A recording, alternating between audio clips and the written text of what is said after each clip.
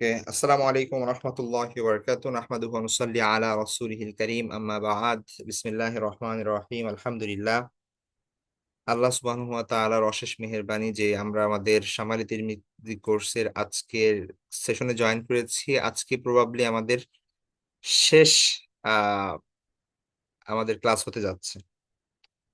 তো আমরা আজকে যতটুকু আছে শেষ করে দেওয়ার চেষ্টা করব, কারণ হচ্ছে আগামীকাল থেকে ইনশাআল্লাহ রামাদান শুরু হয়ে গেলে আমাদের নতুন একটা রুটিন রুটিন শুরু হয়ে যাবে। তো আমরা চেষ্টা করব যে আজকের মধ্যেই যে চ্যাপ্টার দুই দুই তিনটা চ্যাপ্টার আছে সেগুলো শেষ করে দিব ইনশাআল্লাহ। তো আমাদের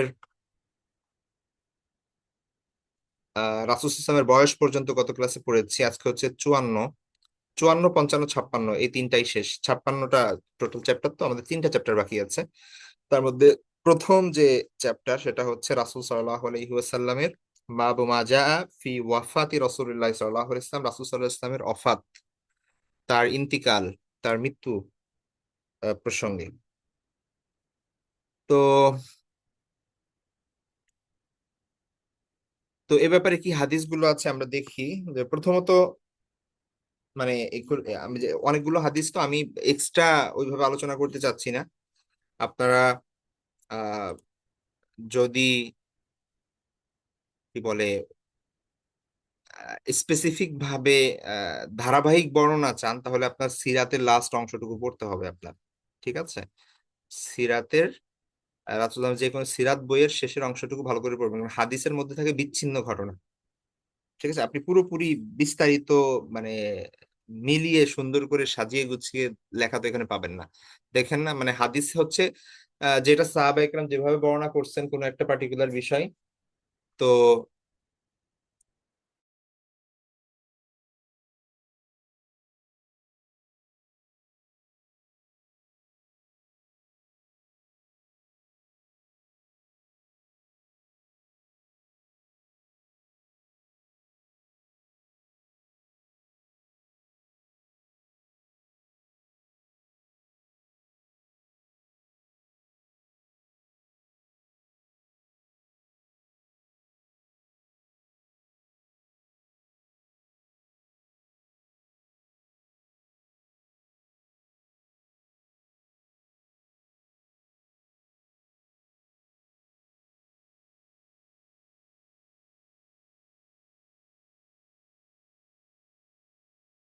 আচ্ছা, তো হাদিসের ব্যাপার যেটা হয় সেটা হচ্ছে যে বিচ্ছিন্ন ঘটনা বা বিচ্ছিন্ন একটা একটা পার্ট পাওয়া যায়। ঠিক আছে? তো হাদিসের ব্যাপারটা মূলত হাদিস হচ্ছে আপনার আহ একটা পাজল, অনেক বড় একটা পাজলের ছোট্ট একটা টুকরা। ঠিক আছে? এটা বিষয়টা ভালো করে মনে রাখবেন। এই বিষয়টা যদি মনে রাখেন তাহলে শুধুমাত্র এই ক্ষেত্রে না, আপনি মানে ফিকহের বিষয়, আকীদার বিষয়, প্রত্যেকটা বিষয়ের ক্ষেত্রে হাদিসের যেই অবস্থান সেটা আপনি ক্লিয়ারলি বুঝতে পারবেন। ধরেন আপনি অনেক বড় বড় পাজল পাওয়া যায় না, যে অনেক বড় একটা পাজল, তারপরে ছোট ছোট ছোট ছোট সেখানে অনেক টুকরা থাকে, অনেক পার্টস থাকে, তারপর ওইটা দেখা যাচ্ছে যে দিনের পর দিন মানুষ মেলানোর চেষ্টা করে, একটা অনেক দীর্ঘ সময় পরে গিয়ে সেটা মিলে। ঠিক আছে? তো এই বিষয়টা মনে রাখবেন যে যে কোনো পার্টিকুলার বিষয়ে, যে কোনো পার্টিকুলার বিষয়ে আপনার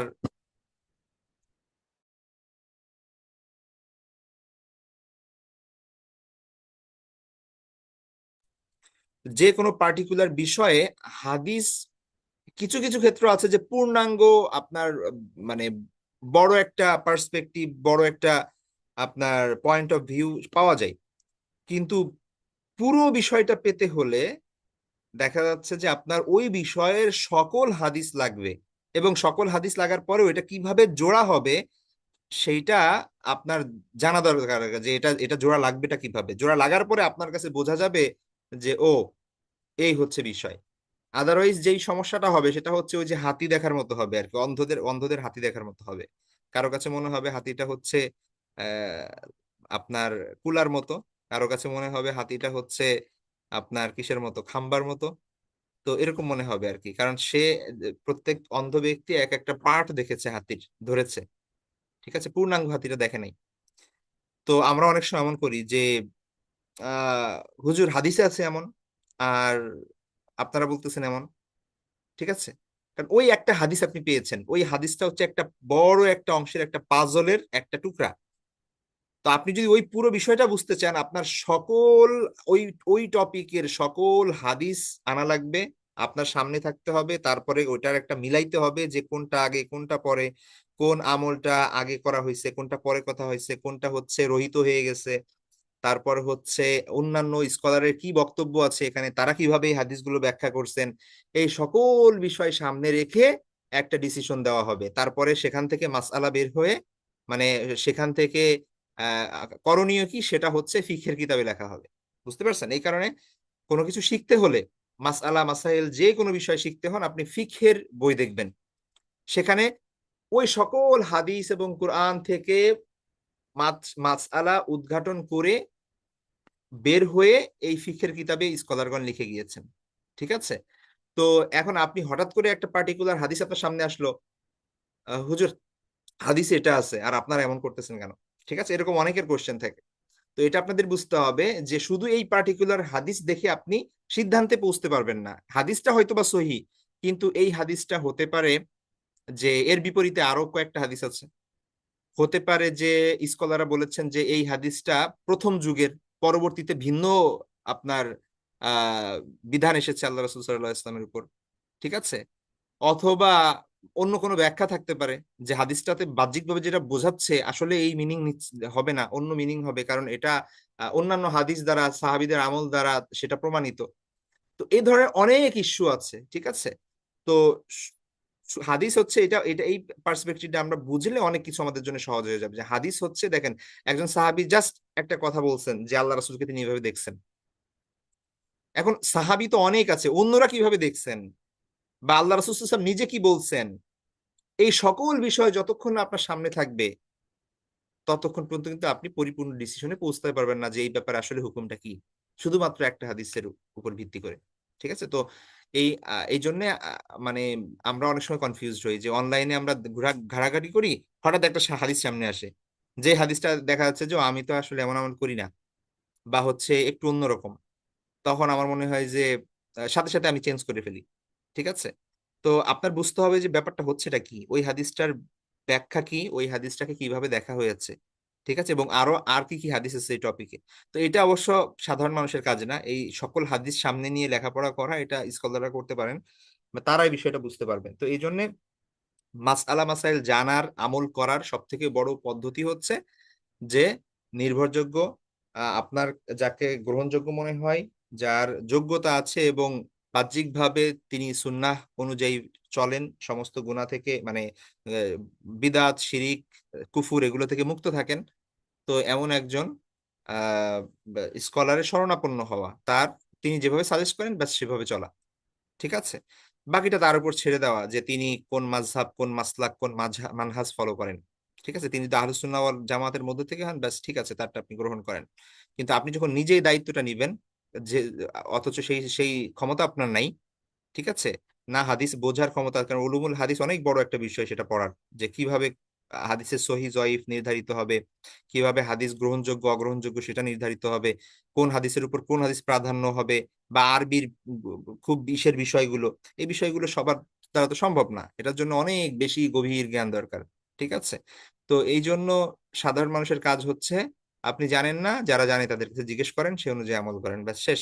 যখন আপনি জাজ করা শুরু করবেন যে কোন মাসালা সঠিক এটা আমি বের করব, ঠিক আছে, তখন আপনি পারবেন না। তখন দেখা যায় নিজে ভুল পথে চলে যাবেন, কিন্তু আপনার মনে হবে যে আপনি সঠিক পথে আছেন। ঠিক আছে? তো এই জিনিসগুলো অনেক ক্ষেত্রে আমরা ভুল করি, এই জায়গায় ভুল করা চলবে না।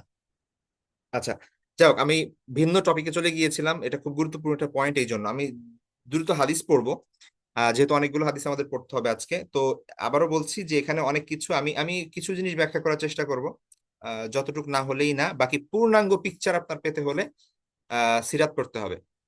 ঠিক আছে? তো সেইটা আপনারা পড়বেন ইনশাল্লাহ, যে রাসূল সাল্লাল্লাহু আলাইহি ওয়াসাল্লামের শেষ দিনগুলো, ওয়াফাতের শেষ মুহূর্তগুলো কিভাবে কেটেছে, কি হয়েছে, সেটা ধারাবাহিক বর্ণনা পেতে ওইখানে পাবেন, কিন্তু আমরা এখানে পাবো টুকরা টুকরা টুকরা টুকরা কিছু চিত্র পাবো আর কি। তো প্রথম যে হাদিসটি, সেটা হচ্ছে আপনার আনাস ইবনে মালিক রাদিয়াল্লাহু তাআলা আনহু থেকে বর্ণিত। তিনি বলেন, যে আখিরু নজরাতিন নাজারতুহা ইলা রাসূলিল্লাহ সাল্লাল্লাহু আলাইহি ওয়াসাল্লাম কাশফুস সিতারাতি ইয়াউমাল ইসনাইন, যে সর্বশেষ দৃষ্টি যেটা আমি আল্লাহ রাসূল সাল্লাল্লাহু আলাইহি ইসলামের দিকে দিয়েছিলাম, ঠিক আছে, আল্লাহ রাসূল সাল্লাল্লাহু আলাইহি ওয়াসাল্লামকে শেষবারের মতো যখন তিনি দেখেছিলেন সেই বর্ণনা দিচ্ছেন যে কাশফুস সিতারা, আহ যে ইয়াউমাল ইসনাইন সোমবারে আল্লাহ রাসূল সাল্লাল্লাহু আলাইহি ওয়াসাল্লাম কাশফুস সিতারা, সিতারা মানে হচ্ছে পর্দা, হ্যাঁ, পর্দা তুলে ধরা, পর্দা সরানো আর কি, ঠিক আছে, যা মানে আম্মা জান আয়েশা রাদিয়াল্লাহু তাআলা আনহার যে রুম, কক্ষ, সেখানে তিনি ছিলেন। এবং তারপর আহ তিনি অসুস্থতার কারণে নামাজে আসতে পারেন নাই, ঠিক আছে। তো আবু বকর রাদিয়াল্লাহু তাআলা আনহু নামাজ পড়াচ্ছিলেন, আল্লাহ রাসূল সাল্লাল্লাহু আলাইহি ওয়াসাল্লাম আগে নির্দেশ দিয়েছিলেন তাকে নামাজ পড়ার জন্য। তো তিনি তার উম্মত যে নামাজ পড়ছে মসজিদে, তিনি এটা দেখার জন্য তার রুম থেকে আয়েশা রাদিয়াল্লাহু তাআলা আনহাকে বলেছিলেন পর্দা সরিয়ে দিতে, যেন তিনি দেখতে পারেন যে ওরা সাহাবায়ে কেরাম নামাজ পড়ছেন। তার ওঠার সেই ক্ষমতা ছিল না, এতটা অসুস্থ ছিলেন তিনি। তো যখন তিনি তার রুম থেকে পর্দা সরে গেল, সাহাবায়ে কেরাম নামাজের মধ্যেই, মানে নামাজ তো রাসূল সাল্লামের কক্ষ ছিল হচ্ছে মিম্বারের সাথে, ঠিক আছে, অর্থাৎ সামনের দিকে।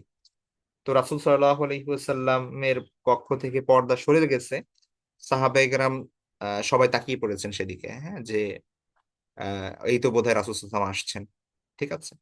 তো আহ, সেই যে পর্দা সরানো এবং আল্লাহ রাসূল সাল্লাল্লাহু আলাইহি ওয়াসাল্লামকে যে সেই মুহূর্তে দেখলেন, আনাস ইবনে মালিক রাদিয়াল্লাহু তাআলা আনহু, তিনি বললেন যে এটাই আমার সর্বশেষ দেখা আল্লাহ রাসূল সাল্লাল্লাহু আলাইহি ওয়াসাল্লামকে। তিনি বললেন যে ফানাজারতু ইলা ওয়াজহিহি, আমি তার চেহারার দিকে তাকালাম, কাআন্নাহু ওয়ারাকাতু মুসহাফিন, সেটা কেমন যেন মানে কোরআনের পৃষ্ঠার মতো জলজল করছে, ঠিক আছে। ওয়ারাকা মানে হচ্ছে পাতা, পেজ, আর মুসহাফ মানে হচ্ছে কোরআন। আহ, তো ওয়ান নাসু খালফা আবি বকরিন, এবং মানুষরা ছিল আবু বকর রাদিয়াল্লাহু তাআলা আনহুর পেছনে, মানে আবু বকর রাদিয়াল্লাহু তাআলা ইমামতি করছেন, মানুষরা তার পেছনে। ফাআশারা ইলান নাসি আন ইউসবিতু আনিসবুতু, তো সবাই তো আল্লাহ রাসূল সাল্লাল্লাহু আলাইহি ওয়াসাল্লাম আসবে বলে মানে করতেছিলেন আর কি, ঠিক আছে, সরে দাঁড়ানোর উপক্রম ছিলেন। আবু বকর রাদিয়াল্লাহু তাআলা ভাবছিলেন যে হয়তো আল্লাহ রাসূল সাল্লাল্লাহু আলাইহি ওয়াসাল্লাম আসবেন, তো এই জন্য তিনি সরে যাচ্ছিলেন। তো তখন তিনি ইঙ্গিত দিলেন আহ আহ, আপনার মানুষদেরকে যে তার স্ব স্ব স্থানে থাকার জন্য। ও আবু বকরিন ইয়াউম্মুহুম ও আলকাস সিজফা, এবং আহ তিনি কি করলেন, আবু বকর রাদিয়াল্লাহু তাআলা আনহু ইমামতি করলেন এবং মানুষদেরকে নিয়ে নামাজ শেষ করলেন। নতুফি রাসূলুল্লাহ সাল্লাল্লাহু আলাইহি ওয়াসাল্লাম মিন আখিরি যালিকাল ইয়াউম, এই দিনের শেষের দিকে, অর্থাৎ সোমবারে আল্লাহ রাসূল সাল্লাল্লাহু আলাইহি ওয়াসাল্লাম ইন্তিকাল করেন, ঠিক আছে। তো রাসূল সাল্লাল্লাহু আলাইহি ওয়াসাল্লাম এক্স্যাক্টলি কোন সময় ইন্তিকাল করেছেন, এটা নিয়েও একটু ইখতিলাফ আছে। তো এখানে যেমন আমরা দেখতেছি যে আনাস ইবনে মালিক বলতেছেন যে শেষের দিকে, কোন কোন বর্ণনায় আছে যে আর্লি, মানে দিনের প্রথম ভাগে। তো কয়েকটা ইয়ে আছে আর কি, আপনার বর্ণনা আছে। তো এই হচ্ছে বিষয়। তো এখানে আমরা দেখতে পেলাম যে আল্লাহ রাসূল সাল্লাল্লাহু আলাইহি ওয়াসাল্লাম আহ তিনি যে রোগাগ্রস্ত ছিলেন, হ্যাঁ, তিনি রোগ শয্যায় শায়িত ছিলেন। তো সোমবারের দিন, তো সেই দিনে তিনি ইন্তেকাল করেন। তারপরে হাদিসটি, আমরা আরো কিছু হাদিস পড়লে আরো বিষয়টা স্পষ্ট হবে। পরের হাদিসটি হচ্ছে আয়েশা রাদিয়াল্লাহু তাআলা আনহা থেকে, قال, তিনি বলেন, কুনতু মুসনিদাতান নবী সাল্লাল্লাহু আলাইহি ওয়াসাল্লাম ইলা সাদরি আও قالت ইলা হিজরি ফাদাআ বিতাসতিন লিয়াবুলা বিহি ফিহি সুম্মা বাল ফামা। আয়েশা রাদিয়াল্লাহু বলেন যে কুনতু মুসনিদাতান নবী সাল্লাল্লাহু আলাইহি ওয়াসাল্লাম, আমি রাসূল সাল্লাল্লাহু আলাইহি ওয়াসাল্লামের মানে আহ কি বলে, রাসূল সাল্লাল্লাহু আলাইহি ওয়াসাল্লামকে আমি হেলান দিয়ে রেখেছিলাম, রাসূল সাল্লাম হেলান দিয়েছিল, ঠিক আছে, ইলা সদরি, আমার বুকের সাথে, আও ক্বালাত ইলা হিজরি, অথবা আমার পাশের সাথে, ঠিক আছে। মানে রাসূল সাল্লাল্লাহু আলাইহি ওয়াসাল্লামকে তিনি কোলে, মানে মানে রাসূল সাল্লামের পেছনে বসে রাসূল সাল্লাল্লাহু আলাইহি ওয়াসাল্লাম তার উপর আহ আপনার মানে হেলান দিয়েছিলেন। হয় একটা বর্ণনা আছে যে মানে রাবি এখানে হয়তো বা আপনার একটু দ্বিধান্বিত যে আয়েশা রাদিয়াল্লাহু তাআলা কি বলেছেন, হয়তো তার বুকের সাথে হেলান দিয়েছিলেন অথবা তার পাশে, ঠিক আছে, কোমর অর্থাৎ পাশের পাশে হেলান দিয়েছিলেন। তো তখন আল্লাহ রাসূল সাল্লাল্লাহু আলাইহি ওয়াসাল্লাম ফাদাআ বিতাসতিন, একটা পাত্র আনার কথা বললেন যাতে করে তিনি সেখানে পেশাব করতে পারেন, কারণ উঠতে পারছিলেন না। তো তখন পাত্র আনা হলো, সুম্মা বালা, তিনি অতঃপর পেশাব করলেন, ফামাতা, অতঃপর তিনি রাসূল সাল্লাল্লাহু আলাইহি ওয়াসাল্লাম ইন্তেকাল করেন। তারপরে হাদিসটি আয়েশা রাদিয়াল্লাহু তাআলা আনহা থেকেই, তিনি বলেন যে রাআইতু রাসূলুল্লাহ সাল্লাল্লাহু আলাইহি ওয়াসাল্লাম ওয়া হুয়া বিল মাউত ওয়া ইনদাহু কাদাহুন ফীহি মা ওয়া হুয়া ইউদখিলু ইয়াদাহু ফিল কাদাহি সুম্মা ইয়ামসাহু ওয়াজহাহু বিল মা সুম্মা ইয়াকুলু আল্লাহুম্মা আইন্নি আলা মুনকারাত আও ক্বালা আলা সাকারাত আল মাউত। আয়েশা তিনি বলেন যে আমি রাসূল সাল্লাল্লাহু আলাইহি ওয়াসাল্লামকে দেখলাম যে যে মানে তার মৃত্যু সময় হুয়া বিল মাউত মানে হচ্ছে তিনি মৃত্যু সজ্জায় একদম মৃত্যুর নিকট উপনীত হয়েছেন। আর ওয়াইন দাহু কাদাহুন ফিহিমা, তার কাছে একটা পানির পাত্র আছে, সেই পাত্রে পানি আছে। ওয়াহুয়া ইউদখিলু ইয়াদাহু ফিল কাদা, আল্লাহ রাসূল সাল্লাল্লাহু আলাইহি ওয়াসাল্লাম মাঝে মাঝে কি করতেন, আল্লাহ রাসূল সাল্লাল্লাহু আলাইহি ওয়াসাল্লাম ওই পাত্রে হাত দিচ্ছিলেন আর সেই হাত এনে ইয়ামসাহু ওয়াজহাহু বিল মা, ওই পানি দিয়ে তার চেহারা মুছছিলেন। ঠিক আছে, হয়তো চেহারা জ্বালাপোড়া করছিল। ঠিক আছে, এবং আহ আহ, তো পানি দিয়ে তিনি একটু ঠান্ডা হচ্ছিলেন আর কি। তার পানি হাত হাত পানির পাত্রে ঢুকিয়ে এনে বারবার চেহারা মুছছিলেন। সুম্মা ইয়াকুল, অতঃপর আল্লাহ সাল্লাল্লাহু আলাইহি ওয়াসাল্লাম বলেন যে আল্লাহুম্মা আইন্নি আলা মুনকারাতি আও আলা সাকারাতিল মাউত। রাসূল সাল্লাল্লাহু আলাইহি ওয়াসাল্লাম তখন দোয়া করেন যে হে আল্লাহ, আইন্নি, আমাকে আপনি সাহায্য করুন, আলা মুনকারাত, মুনকারাত মানে হচ্ছে মানে অপছন্দনীয় বিষয় আর কি, মৃত্যুর যে অপছন্দনীয় বিষয় আছে। অথবা আরেকটা বর্ণনা আছে যে আলা সাকারাতিল মাউত, সাকারাত মানে হচ্ছে মৃত্যু যন্ত্রণা। তাহলে মৃত্যু যন্ত্রণা বা মৃত্যুর যে কষ্ট আছে, এই কষ্টের ব্যাপারে আল্লাহ আমাকে সাহায্য করুন। ঠিক আছে, আল্লাহ রাসূল সাল্লাল্লাহু আলাইহি ওয়াসাল্লাম সেই দোয়া করেছিলেন আল্লাহর কাছে যে আল্লাহুম্মা আইন্নি আলা মুনকারাতি আও আলা সাকারাতিল মাউত, যে মৃত্যু যন্ত্রণা অথবা মৃত্যুর যে কষ্ট, সেই কষ্ট থেকে আপনি আমাকে সাহায্য করুন। তারপর হাদিসটা আয়েশা রাদিয়াল্লাহু তাআলা আনহা থেকে তিনি বলেন যে লা আগবিদু আহাদান বিহাউনি মাউতিন বাদাল্লাযী রাআইতু মিন শিদ্দাতি মাউতি রাসূলুল্লাহ সাল্লাল্লাহু আলাইহি ওয়াসাল্লাম। লা আগবিতু, লা আগবিতু মানে হচ্ছে আমি ঈর্ষা করি না, আমি হিংসা করি না, মানে ঈর্ষা করা, অন্যের ভালো দেখে নিজেও সেই ভালো কামনা করা। মানে অনেক সময় হিংসা না এটা, কিন্তু ঈর্ষা করা। মানে অন্যের একটা ভালো জিনিস দেখেছেন তো নিজের জন্য এটা করা, ইস আমার যদি এমন হতো, এরকম আর কি। অন্যের খারাপ কিছু না চাওয়া, বরং নিজের জন্য এটা চাওয়া। তো এমন হয় না যে ধরেন কারো সুন্দর মৃত্যু হয়েছে, তো আমরা মনে করি যে ওয়াও আল্লাহ, আমার যদি এরকম মৃত্যু হতো, তাই না?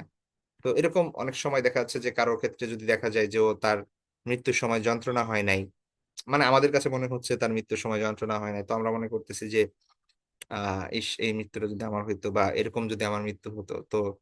বা হচ্ছে কেউ ধরেন আহ আমরা যদি বাংলাদেশ থেকে শুনি যে কেউ হজ করতে গিয়ে সেখানে মৃত্যু হয়েছে, তো আমরা মনে করি যে এটা একটা ভালো মৃত্যু, বা শুক্রবারে মৃত্যুগুলো, ঠিক আছে, এরকম আর কি বিভিন্ন আমরা দেখি আর কি।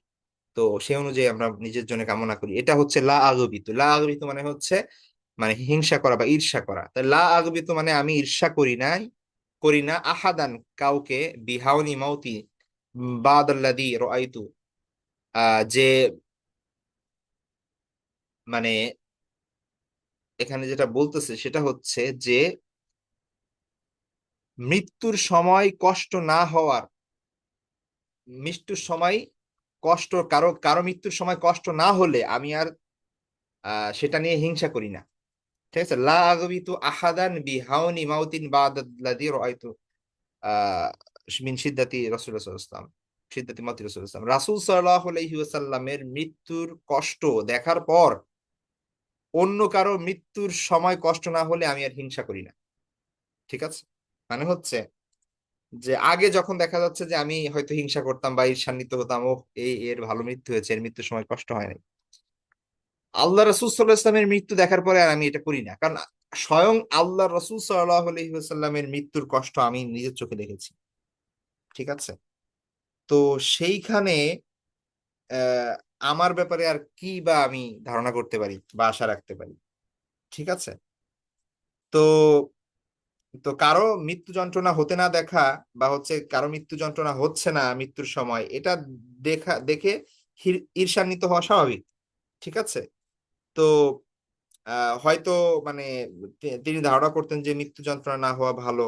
হ্যাঁ, মৃত্যু যন্ত্রণা হলে মনে আমরা আমাদের মধ্যে কিন্তু এই ধারণা আছে যে মৃত্যু যন্ত্রণা দেখলে মনে হয় যে ও এ বোধহয় খারাপ মানুষ, বা হচ্ছে এর অনেক কষ্ট হচ্ছে, ইত্যাদি ইত্যাদি।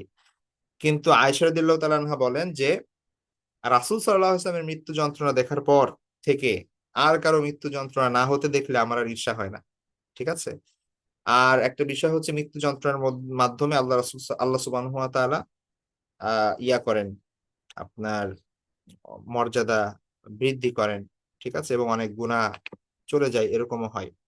তো অবশ্যই আমরা চাইবো না যে আমাদের মৃত্যুর সময় কষ্ট হোক। আমরা চাইবো, যেহেতু আল্লাহ রাসূল সাল্লাল্লাহু আলাইহি ওয়াসাল্লাম স্বয়ং দোয়া করছেন আল্লাহর কাছে সাকারাতুল মাউত বা মৃত্যু যন্ত্রণা থেকে, যেন আল্লাহ তাকে রক্ষা করেন এবং ইয়া করেন, তাকে সাহায্য করেন এ ব্যাপারে। তো আমরাও সবাই দোয়া করব সেটা। বাকি কারো যদি মৃত্যু যন্ত্রণা হয় মৃত্যুর সময়, এটাকেও পজিটিভলি দেখবো, এটাকেও আমরা এমন ভাবে নিব না যে ও আহ এটা কি কারণে মৃত্যু যন্ত্রণা হয়েছে বা কত কষ্টের মৃত্যু হয়েছে, ঠিক আছে। তো আহ অনেক সময় মৃত্যু যন্ত্রণা হয় এবং সেটা দেখা যাচ্ছে যে আপনার তার কল্যাণের জন্যই হয়। তো আল্লাহ রাসূল সাল্লাল্লাহু আলাইহি ওয়াসাল্লামও তো মৃত্যু যন্ত্রণা ভোগ করেছেন। হ্যাঁ, হয়তো বা মানে এটা তো মানুষের উপর ডিপেন্ড করছে যে তার লিমিটটা কতটুকু। হ্যাঁ, এটা তো আর আমরা বুঝতে পারবো না দূর থেকে, তাই না? তো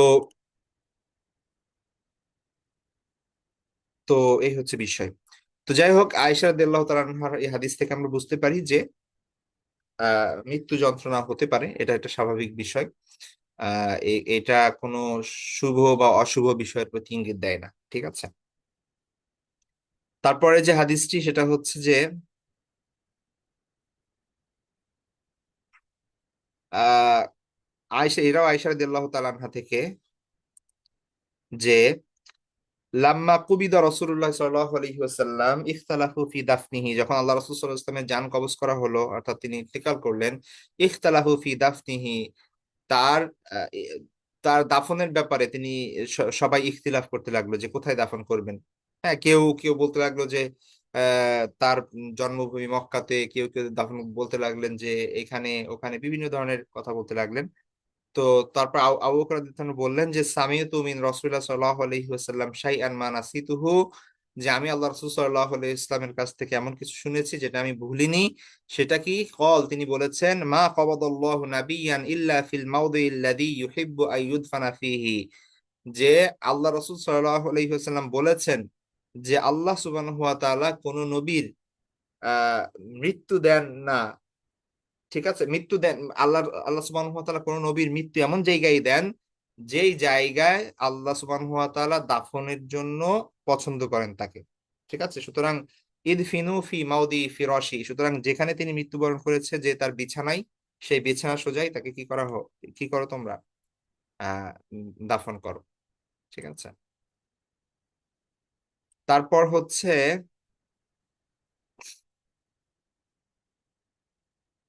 তারপর আয়েশা রাদিয়াল্লাহু তাআলা আনহা থেকে তিনি বলেন যে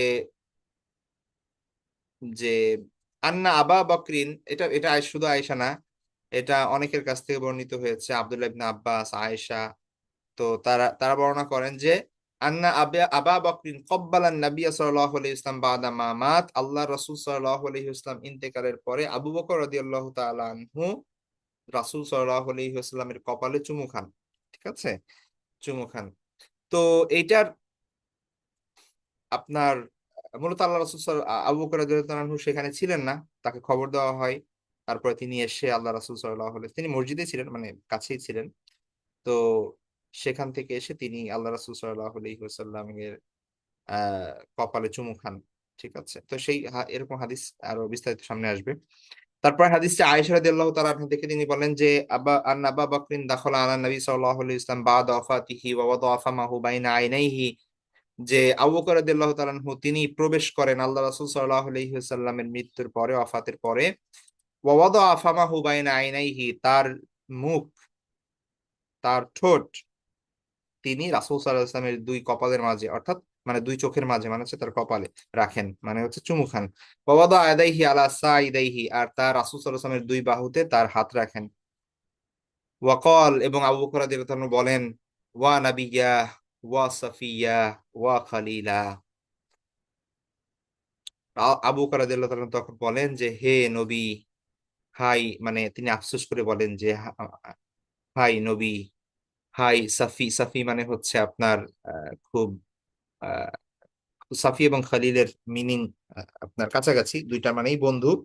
তবে সাফি বলা হয় হচ্ছে আপনার খাঁটি বন্ধু, আর খলিল বলা হয় মানে অন্তরঙ্গ বন্ধু। এই আর কি। তো আরো অনেক শব্দ আছে আর আরবিতে আপনার বন্ধু বোঝানোর জন্য। হ্যাঁ, সদিক, হাবিব, এই সবগুলোর অর্থ হচ্ছে বন্ধু। আহ, আবার এগুলোর একটু একটু ভিন্ন ভিন্ন মিনিং আছে, এক একটা বিষয়ের দিকে করে আপনার অর্থ বোঝায়। তো তিনি আল্লাহ রাসূল সাল্লাল্লাহু আলাইহি ইসলামের কক্ষে প্রবেশ করেন এবং তার দুই হাত আল্লাহ রাসূল সাল্লাল্লাহু আলাইহি ইসলামের দুই বাহুতে রাখেন এবং তারপরে তার কপালে চুমু খান এবং বলেন যে, হাই নবী, হ্যাঁ, হে আমার সাথী, আমার বন্ধু। তিনি এভাবে করেন আর কি, ডাকেন আল্লাহ রাসূল সাল্লাল্লাহু আলাইহি ইসলামকে।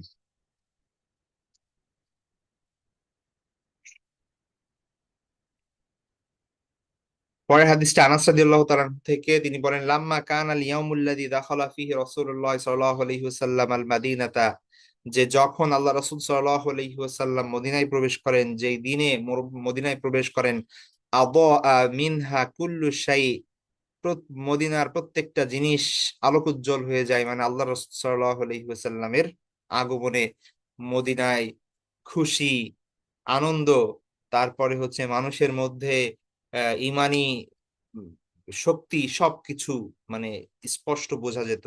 ঠিক আছে, ফালাম্মা কান আল ইয়াউমুল্লাযী মাতা ফীহি, আর যেই দিন যখন তিনি ইন্তিকাল করলেন, তারপরে আজলামা মিনহা কুল্লু শাই, সবকিছু অন্ধকারাচ্ছন্ন হয়ে গেল। ওয়ামা নাফাজনা আইদিনা মিনাত তুরাব, এমনকি মানে আমরা দাফনের পর, ঠিক আছে, আহ আমাদের আহ, মানে হাত থেকে মাটি ঝাড়ার সময়, হ্যাঁ, মাটি ঝাড়তে না ঝাড়তেই, ঠিক আছে, ওয়ানা লাফি দাফনিহি, মানে আল্লাহ রাসূল সাল্লাল্লাহু আলাইহি ওয়াসাল্লামের দাফনের সময়, দাফন শেষে হাত থেকে মাটি ঝেড়ে ফেলতে না ফেলতেই হাত্তা আনকারনা কুলুবানা, আমরা আমাদের অন্তরের পরিবর্তন লক্ষ্য করলাম। ঠিক আছে, তার মানে হচ্ছে দেখেন, একটা আল্লাহ রাসূল সাল্লাল্লাহু আলাইহি ওয়াসাল্লাম স্বয়ং তাদের সাথে আছেন। হ্যাঁ, এতদিন তো হয়তো বা মানুষ মানে, মানে আপনি একটু কল্পনা করেন ব্যাপারটা, হ্যাঁ, কিছু যদি মানে আলাদা বিচ্ছিন্ন ভাবে হাদিসে তো পুরোপুরি বোঝা যাচ্ছে না, তো দেখেন আল্লাহ রাসূল সাল্লাল্লাহু আলাইহি ওয়াসাল্লাম স্বয়ং আল্লাহর নবী, তিনি এই মদিনায় এসেছেন। আমরা জানি যে মদিনায় যেদিন তিনি আসেন, মানুষ কত খুশি হয়, এবং বাচ্চা থেকে বড় পর্যন্ত আল্লাহ রাসূল সাল্লাল্লাহু আলাইহি ওয়াসাল্লামের আগমনের খবর শুনে যখন শুনলেন যে তিনি কুবায় এসে পৌঁছেছেন, মদিনার মানুষ প্রতিদিন সকাল থেকে দুপুরের আগ পর্যন্ত, মানে রৌদ্র প্রখর হওয়ার আগ পর্যন্ত অপেক্ষা করতেন মদিনার বাইরে এসে, যে এই বুঝি আসলো, এই বুঝি আসলো। আবার দুপুরের গড়িয়ে যখন বিকাল হতো, সেই বিকাল থেকে সন্ধ্যা পর্যন্ত তারা এইভাবে অপেক্ষা করতো। দুপুরের সময় তো বাইরে বের হওয়া যায় না, এতটা গরম। এই সময়টা বাদে যত সময় দিনের আলো থাকতো, তারা এই বাইরে চলে আসতো, বাইরে এসে তারা এই ধরনের দেখতে থাকতো উকি দিয়ে যে কোথায় আল্লাহ রাসূল সাল্লাল্লাহু আলাইহি ওয়াসাল্লাম কখন আসবেন তিনি। আর যখন তিনি আসলেন মদিনায়, দূর থেকে যখন তাকে দেখা গেল, এই দিন মদিনাবাসীর জন্য সব থেকে আনন্দের দিন। এবং এই খুশি মদিনার প্রত্যেকটা ঘরে ঘরে পৌঁছে গেল, সবাই রাস্তায় নেমে আসলো। আল্লাহ রাসূল সাল্লাল্লাহু আলাইহি ওয়াসাল্লাম যখন প্রবেশ করলেন মদিনায়, যে রাস্তা ধরে দুই পাশে মানুষ তাকে মানে স্বাগতম জানানোর জন্য দাঁড়িয়ে রইলো, এই ভালোবাসা, এই যে আবেগ, এই যে আপনার আহ বরণ করে নেওয়া রাসূল সাল্লাল্লাহু আলাইহি ওয়াসাল্লামকে, তারপরে দীর্ঘ 10টা বছর আল্লাহ রাসূল সাল্লাল্লাহু আলাইহি ওয়াসাল্লাম তাদের মাঝে থাকলেন, সুখে দুঃখে হাসি কান্নায় তাদের পাশে মিশে থাকলেন। রাসূল সাল্লাল্লাহু আলাইহি ওয়াসাল্লাম নিজে না খেয়ে এই জনগোষ্ঠীকে খাইয়েছেন, যে কোনো প্রয়োজনে তাদেরকে হেল্প করেছেন, যে কোনো ক্ষেত্রে যে যার যে দরকার হতো, আল্লাহ রাসূল সাল্লাল্লাহু আলাইহি ওয়াসাল্লামের কাছে চলে আসতেন, আল্লাহ রাসূল সাল্লাল্লাহু আলাইহি ওয়াসাল্লাম তার সাধ্য অনুযায়ী পূরণ করতেন তার সমস্যাগুলি। তো নবী তো অবশ্যই, রাসূল তো অবশ্যই, ধর্মীয় দৃষ্টিকোণ থেকে সেটা তো আছে, একজন মানুষ হিসেবে, একজন প্রতিবেশী হিসেবে, একজন গার্ডিয়ান হিসেবে আল্লাহ রাসূল সাল্লাল্লাহু আলাইহি ওয়াসাল্লামকে যেমন পেয়েছেন তারা, এটার তো কোনো তুলনা হয় না। এবং এক নাগাড়ে আপনার, আমরা জানি যে মক্কা বিজয়ের সময় যখন অষ্টম হিজরিতে আল্লাহ রাসূল সাল্লাল্লাহু আলাইহি ওয়াসাল্লাম মক্কা বিজয় করলেন, 10,000 সাহাবীর একটা একটা সৈন্যবাহিনী নিয়ে মক্কায় প্রবেশ করলেন। তো মক্কা তো তার মাতৃভূমি, এবং তিনি মক্কা বিজয় করে ফেলেছেন আজকে। তো আনসার সাহাবীরা সেই সময়েও মানে তারা মানে খুব ভয় পেতে লাগলো যে আল্লাহ নবী না আবার মক্কায় থেকে যায়, কারণ তার মাতৃভূমি জয় করেছেন তিনি, তিনি যদি এখানেই থেকে যান তাহলে আমরা কি নিয়ে মদিনায় যাব, আমরা কিভাবে মদিনায় থাকবো। তো এই যে চিন্তা, এই যে দুশ্চিন্তা, এই যে পেরেশানি, আল্লাহ রাসূল সাল্লামকে ভালোবেসে, কিন্তু অবশেষে আল্লাহ রাসূল সাল্লাল্লাহু আলাইহি ওয়াসাল্লাম তিনি মদিনাকেই ভালোবাসলেন এবং মদিনায় সেই আনসারদের সাথে থাকলেন, এই সাহাবীদের সাথে থাকলেন। তো এই 10টা বছর সুখে দুঃখে প্রত্যেকটা ক্ষেত্রে যাকে আহ সব সময় তারা পাশে পেয়েছে তাদের অভিভাবক হিসেবে, এবং মানে কেমন অভিভাবক, সরাসরি আল্লাহর, তাদের যে কোনো প্রশ্নের সম্মুখীন হলে আল্লাহ রাসূল সাল্লাল্লাহু আলাইহি ওয়াসাল্লামের কাছে আসতেন আর আল্লাহর সাথে সরাসরি কথা বলে আল্লাহর কাছ থেকে সরাসরি ইনস্ট্রাকশন নিয়ে সেই সমস্যার সমাধান দিতেন আল্লাহ রাসূল সাল্লাল্লাহু আলাইহি ওয়াসাল্লাম। এমন অভিভাবক। তো হঠাৎ যখন তারা শুনলো যে আল্লাহ রাসূল সাল্লাল্লাহু আলাইহি ওয়াসাল্লাম আর এই পৃথিবীতে নেই, আমরা একটু কল্পনা করতে পারি যে তাদের অবস্থাটা কেমন ছিল, মানে কি অবস্থার মধ্যে দিয়ে তারা গিয়েছেন। অন্য যে কারো মৃত্যু আর আল্লাহ রাসূল সাল্লাল্লাহু আলাইহি ওয়াসাল্লাম আর আর তারা কখনোই দেখবেন না আল্লাহ রাসূল সাল্লাল্লাহু আলাইহি ওয়াসাল্লামকে, মসজিদে নববীতে আর কখনোই তার পিছে নামাজ পড়তে পারবেন না, কোন সমস্যার ক্ষেত্রে দৌড়ে গিয়ে বলতে পারবেন না ইয়া রাসূলুল্লাহ আমার এই সমস্যা। তো তাদের অবস্থাটা কেমন ছিল সেই সময়।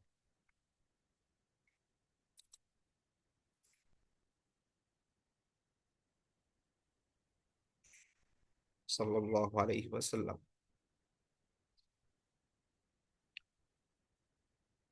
তো এটা খুবই স্বাভাবিক যে মদিনার সেই সময়ের অবস্থা কেমন আপনার হয়েছিল বা সে অবস্থা ছিল সেটা সহজে অনুমেয়। একটা বর্ণনায় আছে যে বিলাল রাদিয়াল্লাহু তাআলা আনহু আল্লাহ রাসূল সাল্লাল্লাহু আলাইহি ইসলামের ইন্তেকালের পরে তিনি মদিনা ছেড়েই দেন, মানে সেইখান থেকে চলে যান। আর দ্বিতীয়বার তিনি মসজিদে নববীতে, মানে তারপরে আর আজান দেন নাই। তিনি বলতেন যে কোন মসজিদে আজান দিব যেখানে আল্লাহ রাসূল সাল্লাল্লাহু আলাইহি ওয়াসাল্লাম ইমামতি করবেন না, কোন শহরে থাকবো যেখানে আল্লাহ রাসূল সাল্লাল্লাহু আলাইহি ওয়াসাল্লাম নেই, এই শহরের প্রত্যেকটা অলিতে গলিতে আমি ঘুরবো আর আল্লাহ রাসূল সাল্লাল্লাহু আলাইহি ওয়াসাল্লামের কথা মনে আসবে যে তিনি এখান দিয়ে হেঁটেছিলেন, আমি কিভাবে সহ্য করব। তিনি সেখান থেকে চলে যান। অনেক পরে খলিফার নির্দেশে, হয়তো সম্ভবত ওমর রাদিয়াল্লাহু তাআলার সময় বা তার আগে পরে হবে, যে সেই সময় তিনি আবার বেলাল রাদিয়াল্লাহু তাআলা আনহুকে ডেকে পাঠান, এবং বেলাল রাদিয়াল্লাহু তাআলা আনহু যখন দ্বিতীয়বার আসেন অনেক বছর পরে, মসজিদে নববী থেকে যখন বেলাল রাদিয়াল্লাহু তাআলা আনহুর কণ্ঠে আওয়াজের ধ্বনি মসজিদে নববীর চারপাশে পুরো মদিনা জুড়ে ছড়িয়ে পড়ে, মানুষ যে কাজ করছিল সেই সব কাজ ফেলে তারা দ্রুত ছুটে আসে মসজিদের দিকে। তাদের মানে মনে হচ্ছিল যে তাদের শরীরে মনে হচ্ছে যে কেউ কাটা গায়ে লবণের ছিটা দিয়েছে, এমন ভাবে মানুষ গড়াগড়ি করে কান্না করছিল। কারণ বিলাল রাদিয়াল্লাহু তাআলা আনহুর আজান হতো আর তারা এসে আল্লাহ রাসূল সাল্লাল্লাহু আলাইহি ওয়াসাল্লামের পিছে নামাজ পড়তো। আর সেই সুর, সেই বিলাল রাদিয়াল্লাহু তাআলার আজান অনেক দিন পরে শোনার পরে মানুষরা মানে ভুলেই গিয়েছিল যে আল্লাহ রাসূল সাল্লাল্লাহু আলাইহি ওয়াসাল্লাম নেই। তারা দৌড়ে ছুটে আসলো আল্লাহ রাসূল সাল্লাল্লাহু আলাইহি ওয়াসাল্লামের পিছে নামাজ পড়তে, কিন্তু এসে দেখলো যে আল্লাহ রাসূল সাল্লাল্লাহু আলাইহি ওয়াসাল্লাম তো নেই। তো এই যে আবেগ, এই যে অনুভূতি সাহাবা ইকরামের, সেটা খুবই সহজে অনুমেয়। এবং উমর রাদিয়াল্লাহু তাআলার সামনে আসবে উমর রাদিয়াল্লাহু তাআলার ঘটনা, আমরা জানি যে উমর রাদিয়াল্লাহু তাআলা তো পাগল প্রায় হয়ে গেলেন। তিনি তার তরবারি উন্মুক্ত করে বললেন যে যে বলবে যে আল্লাহ রাসূল সাল্লাল্লাহু আলাইহি ওয়াসাল্লাম মারা গিয়েছে তার কল্লা ফেলে দিব আমি, আমার এই তরবারি তার জীবন শেষ করে দিবে। তো এমন অবস্থা, আর আল্লাহ রাসূল সাল্লাল্লাহু আলাইহি ওয়াসাল্লামের পরিবারের কি অবস্থা আমরা সহজেই বুঝতে পারি। আলী রাদিয়াল্লাহু তাআলা আনহু, তার ওয়াইফ, আল্লাহ রাসূল সাল্লাল্লাহু আলাইহি ওয়াসাল্লামের মেয়ে ফাতিমা রাদিয়াল্লাহু তাআলা আনহা, তাদের কি অবস্থা সেটা আমরা বুঝতে পারি। তো এই সব কিছুর মধ্যে মানে মানুষ হতবিহ্বল হয়ে গেল যে করবেটা কি, মানে কি হবে এখন। কারণ এগুলো কোনো কিছুই প্ল্যান করা না যে আল্লাহ রাসূল সাল্লাল্লাহু আলাইহি ওয়াসাল্লাম বলে গিয়েছেন যে আমি এখন মারা যাব, তারপরে এই করবা এই করবা, এরকম কোনো কিছু না। অসুস্থ হয়েছেন, সবাই তো ভাবতেছিল যে হয়তো তিনি সুস্থ হয়ে যাবেন, কিন্তু আল্লাহ রাসূল সাল্লাল্লাহু আলাইহি ওয়াসাল্লাম বারবার, মানে কিছু, মানে যারা বুদ্ধিমান সাহাবী আছেন, দূরদর্শী সাহাবী আছেন, তারা হয়তো বুঝতে পেরেছিলেন যে আল্লাহ রাসূল সাল্লাল্লাহু আলাইহি ওয়াসাল্লামের হয়তো সময় চলে এসেছে। কিন্তু সাধারণভাবে সবাই প্রায় পাগল প্রায় হয়ে যায়। কি করবে না করবে, কোনো সিদ্ধান্ত নিতে পারছিলেন না। তো যার কারণে আল্লাহ রাসূল সাল্লাল্লাহু আলাইহি ওয়াসাল্লাম সোমবারে ইন্তেকাল করেন। সোমবার রাত চলে যায়, মঙ্গলবার সারাদিন চলে যায়, মঙ্গলবারে রাতে তার দাফন হয়, অথবা আর একটা প্রসিদ্ধ বর্ণনা অনুযায়ী বুধবারে গিয়ে তার দাফন হয়, বুধবারে দিন গিয়ে রাতে। এই যে দীর্ঘ সময় আল্লাহ রাসূল সাল্লাল্লাহু আলাইহি ওয়াসাল্লাম দাফন হয় নাই, অনেকে এটা সমালোচনা করেন। ঠিক আছে, অনেকে মানে পলিটিক্যাল দৃষ্টিভঙ্গি থেকে দেখেন যে আল্লাহ রাসূল সাল্লাল্লাহু আলাইহি ওয়াসাল্লামের পরে, মৃত্যুর পরে সাহাবীদের মধ্যে দ্বন্দ্ব শুরু হয়ে গেছিল ক্ষমতা নিয়ে, নাউজুবিল্লাহ, এবং তারা দেখা যাচ্ছে তাদের নবীর জানাজাও করতে পারেন নাই, দেরি করে করছেন, ইত্যাদি ইত্যাদি বিভিন্ন ধরনের অভিযোগ ওরিয়েন্টালিস্ট, তারপরে হচ্ছে প্রাচ্যবাদবিদ যারা আছে তারা এই ধরনের করে থাকে। কিন্তু বাস্তবতা হচ্ছে, আপনি যদি ওই সিচুয়েশনটা একটু বোঝার চেষ্টা করেন, এটা খুবই স্বাভাবিক যে মানে মানুষ কি করবে বুঝতে পারছে না। এই মানুষগুলোকে মানে কোনো নেতাও নাই, কোনো খলিফা নাই, বা কোনো ধরনের মানে আমির নাই যে আল্লাহ ইসলাম নিযুক্ত করে গিয়েছেন, যে যার কথা সবাই শুনবে, তিনি লিড করবেন, এরকম কেউ নাই তখন। ঠিক আছে। তো আবু বকর রাদিয়াল্লাহু তাআলা আনহু, আল্লাহ সুবহানাহু ওয়া তাআলা যেহেতু তাকে জ্ঞান দিয়েছেন, হিকমত দিয়েছেন, এবং আল্লাহ রাসূল সাল্লাল্লাহু আলাইহি ওয়াসাল্লামের সঙ্গে কেউ যদি তার লাইফের দীর্ঘ সময় মানে পার করে থাকে, তিনি হচ্ছেন আবু বকর রাদিয়াল্লাহু তাআলা আনহু। প্রত্যেকটা মুহূর্তে তিনি সবকিছুর সাথে নিয়ে আল্লাহ রাসূল সাল্লাল্লাহু আলাইহি ওয়াসাল্লামের পাশে থাকতেন। তিনি উম, এখন কান্না করেন নাই, এই মুহূর্তে তিনি মানে তার যে জ্ঞান তিনি হারিয়ে ফেলেন নাই। তিনি এর আগে ক্রন্দন করেছেন, যখন আল্লাহ আমরা জানি যে যখন ওই যে সূরা মায়েদার ওই আয়াত নাজিল হয় যে আল ইয়াউমা লাকুম আকমালতু লাকুম দীনাকুম ওয়া আতমামতু আলাইকুম নিয়ামাতি ওয়া রাদিতু লাকুমুল ইসলামা দীনা, যে আল্লাহ সুবহানাহু ওয়া তাআলা যখন এই আয়াত নাজিল করেন যে আজ তোমাদের জন্য তোমাদের দিনকে পরিপূর্ণ করলাম, এই আয়াত শুনে সব সাহাবীরা খুশি হয়ে যায়, কিন্তু আবু বকর রাদিয়াল্লাহু তাআলা ক্রন্দন করে দেন। তিনি বুঝতে পারেন যে এই আয়াত নাজিল হওয়ার মানে হচ্ছে আল্লাহ রাসূল সাল্লাল্লাহু আলাইহি ওয়াসাল্লামের সময় শেষ হয়ে যাওয়া, দিন পরিপূর্ণ হয়ে যাওয়ার মানে হচ্ছে যে এখন আর নবীর দরকার নেই। তো তিনি ক্রন্দন করা শুরু করেন, তিনি তো আগেই বুঝতে পেরেছিলেন। তো যার কারণে এই সময়ে এসে তিনি তার জ্ঞান হারিয়ে ফেলেননি। তিনি নিজেকে সামলে নিয়ে আল্লাহ রাসূল সাল্লাল্লাহু আলাইহি ওয়াসাল্লামের কামরায় প্রবেশ করেন, তাকে জড়িয়ে ধরে তার কপালে চুমু খান এবং বলেন যে হে নবী,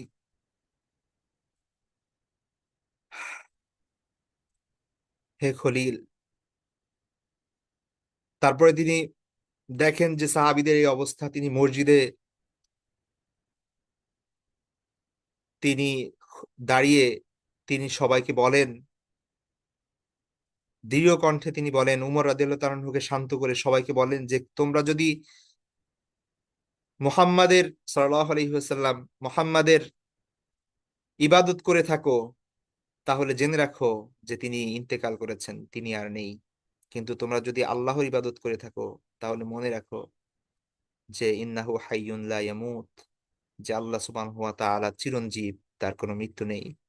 সুতরাং নবী, তিনি তো একজন মানুষ মাত্র, তার তো মৃত্যু হবেই, পূর্বের নবীরাও মৃত্যুবরণ করেছেন। তো এই এই ই করার পরে উমর রাদিয়াল্লাহু তাআলা আনহু কিছুটা সদ্বিদ ফিরে পান আর কি, এবং তারপরে পরবর্তী শুরু হয়। তো অনেকগুলো বিষয় ছিল এখানে। প্রথমত হচ্ছে কোথায় দাফন করা হবে, তারপরে হচ্ছে কিভাবে জানাজার নামাজ পড়া হবে, মানে এগুলো তো আগে থেকে সেটেল করা না কোনো কিছু। এখন দেখা যাচ্ছে যে আমাদের কেউ মারা গেলে আমরা জানি অলরেডি কি করতে হবে, তারা হুড়া করে করে ফেলি। কিন্তু আল্লাহ রাসূল সাল্লাল্লাহু আলাইহি ওয়াসাল্লাম মারা গেছেন মানে একজন নবী মারা গেছেন, তো মানে তারা মানুষরা তো আর জানে না যে নবী মারা গেলে কি করতে হবে, বা কোথায় কি করতে হবে, কি কেমন কি করব। এর আগে যা কিছু হয়েছে আল্লাহ রাসূল সাল্লাল্লাহু আলাইহি ওয়াসাল্লাম গাইড করেছেন, সাহাবীরা সেটা পালন করেছেন, কিন্তু এই মুহূর্তে কে গাইড করবে কাকে? আবার সবাই হচ্ছে শোকে বিহ্বল অবস্থার মধ্যে আছে। তো এই অবস্থা এমন একটা সিচুয়েশন যে মানে মানুষ বুঝে উঠতে পারে না যে কি করবে। ঠিক আছে। তো যার কারণে লেট হয়ে যায়। আরেকটা বিষয় হচ্ছে যে যে আবু বকর রাদিয়াল্লাহু আনহু, ওমর রাদিয়াল্লাহু আনহু তারা যখন দেখলেন যে এই সিচুয়েশন ঠিক করার জন্য মূলত একজন আমির দরকার, কেউ যদি থাকে যে সে লিড করতে পারবে এবং মানুষকে গাইড করতে পারবে যে এটা করো ওটা করো এরকম করো না, তাহলে দেখা যাচ্ছে যে সবকিছু সুন্দরভাবে গুছিয়ে হয়ে যাবে। কিন্তু ওই জিনিসটা না থাকার কারণে, কোনো নেতা না থাকার কারণে, কোনো আমির না থাকার কারণে এখন যে সমস্যাটা হচ্ছে সেটা হচ্ছে যে যে যার মতো কি অবস্থায় কোথায় আছে কোনো খোঁজ খবর নাই, এবং কেউ নাইও যে কে কাকে শাসাবে বা কে কাউকে গাইড দিবে, এটার এটার কোনো মানুষ নাই। তো তো আনসার রাদিয়াল্লাহু তাআলা, আনসার সাহাবীদের কিছু, তারা নিজেরা পরামর্শ করতে লাগলো যে আল্লাহ রাসূল সাল্লাল্লাহু আলাইহি ওয়াসাল্লাম ইন্তেকাল করেছেন, তো এখন আমির কে হবে? ঠিক আছে, কারণ এখন মদিনাকে কেন্দ্র করে মক্কা জয় হয়ে গিয়েছে, মুসলমানদের একটা আলাদা একটা মানে রাষ্ট্র কাঠামো তৈরি হয়ে গিয়েছে, এটার লিডার কে হবে? তারা নিজেদের মধ্যে কথা বলতে লাগলো। তো ওমর রাদিয়াল্লাহু তাআলা আনহু, আবু বকর রাদিয়াল্লাহু তাআলা আনহু এই খবর পেয়ে সেখানে গেলেন এবং তাদের সাথে ডিসকাস করলেন। ঠিক আছে, তো সেইখানে আহ আহ, আল্লাহ রাসূল সাল্লাল্লাহু আলাইহি ওয়াসাল্লামের যে একটা উক্তি আছে তাদেরকে শোনালেন যে আমির হবে কুরাইশদের মধ্যে থেকে। তো এই কথা বলার পরে সাহাবায়ে কেরাম একটু শান্ত হলেন। ওইখানে কিছুটা এমন অবস্থা হয়েছিল যে দেখা যাচ্ছে, দেখেন মানুষের মধ্যে সব ধরনের মানুষই থাকে। ঠিক আছে, কিছু থাকে অতি আবেগী, কিছু আছে না চিন্তাশীল। তো এক এক সব ধরনের মানুষ সব জায়গায় থাকে। তো কিছু সাহাবী বা আনসার সাহাবীর দাবি ছিল এই যে, দেখো আমরা আল্লাহ রাসূল সাল্লাল্লাহু আলাইহি ওয়াসাল্লামকে মদিনায় নিয়ে এসেছি, তোমাদেরকে আশ্রয় দিয়েছি, এটা তো আমাদের মূল ভূমি। ঠিক আছে, তো তারা চাচ্ছিলেন যে তাদের মধ্যে থেকে কেউ হোক। তো তো আবার মুহাজিররা মনে করছিল যে না, আমরা কুরাইশ, আমরা মদিনা থেকে এসেছি, আল্লাহ রাসূল সাল্লাল্লাহু আলাইহি ওয়াসাল্লামের নিকটতম আমরা, সুতরাং আমাদের মধ্যে থেকে হবে। তো এই ধরনের কিছু একটা ছোটখাটো বাকবিতণ্ডা সেখানে চলছিল, কিন্তু বড় সাহাবীদের উপস্থিতি সেখানে ছিল না। যখন আবু বকর রাদিয়াল্লাহু আনহু এবং উমর রাদিয়াল্লাহু আনহু এই খবর পেলেন, সেখানে গেলেন এবং তারপরে তারা ব্যাপারটা বললেন যে দেখা, আল্লাহ রাসূল সাল্লাল্লাহু আলাইহি ওয়াসাল্লাম এই কথা বলে গিয়েছেন যে কুরাইশদের মধ্যে থেকে আমির হবে। তখন হচ্ছে ব্যাপারটা সবাই মেনে নেয় আর কি। এবং ওমর রাদিয়াল্লাহু তাআলা আনহু আর দেরি না করে সাথে সাথে আবু বকর রাদিয়াল্লাহু তাআলার পাশে ছিলেন।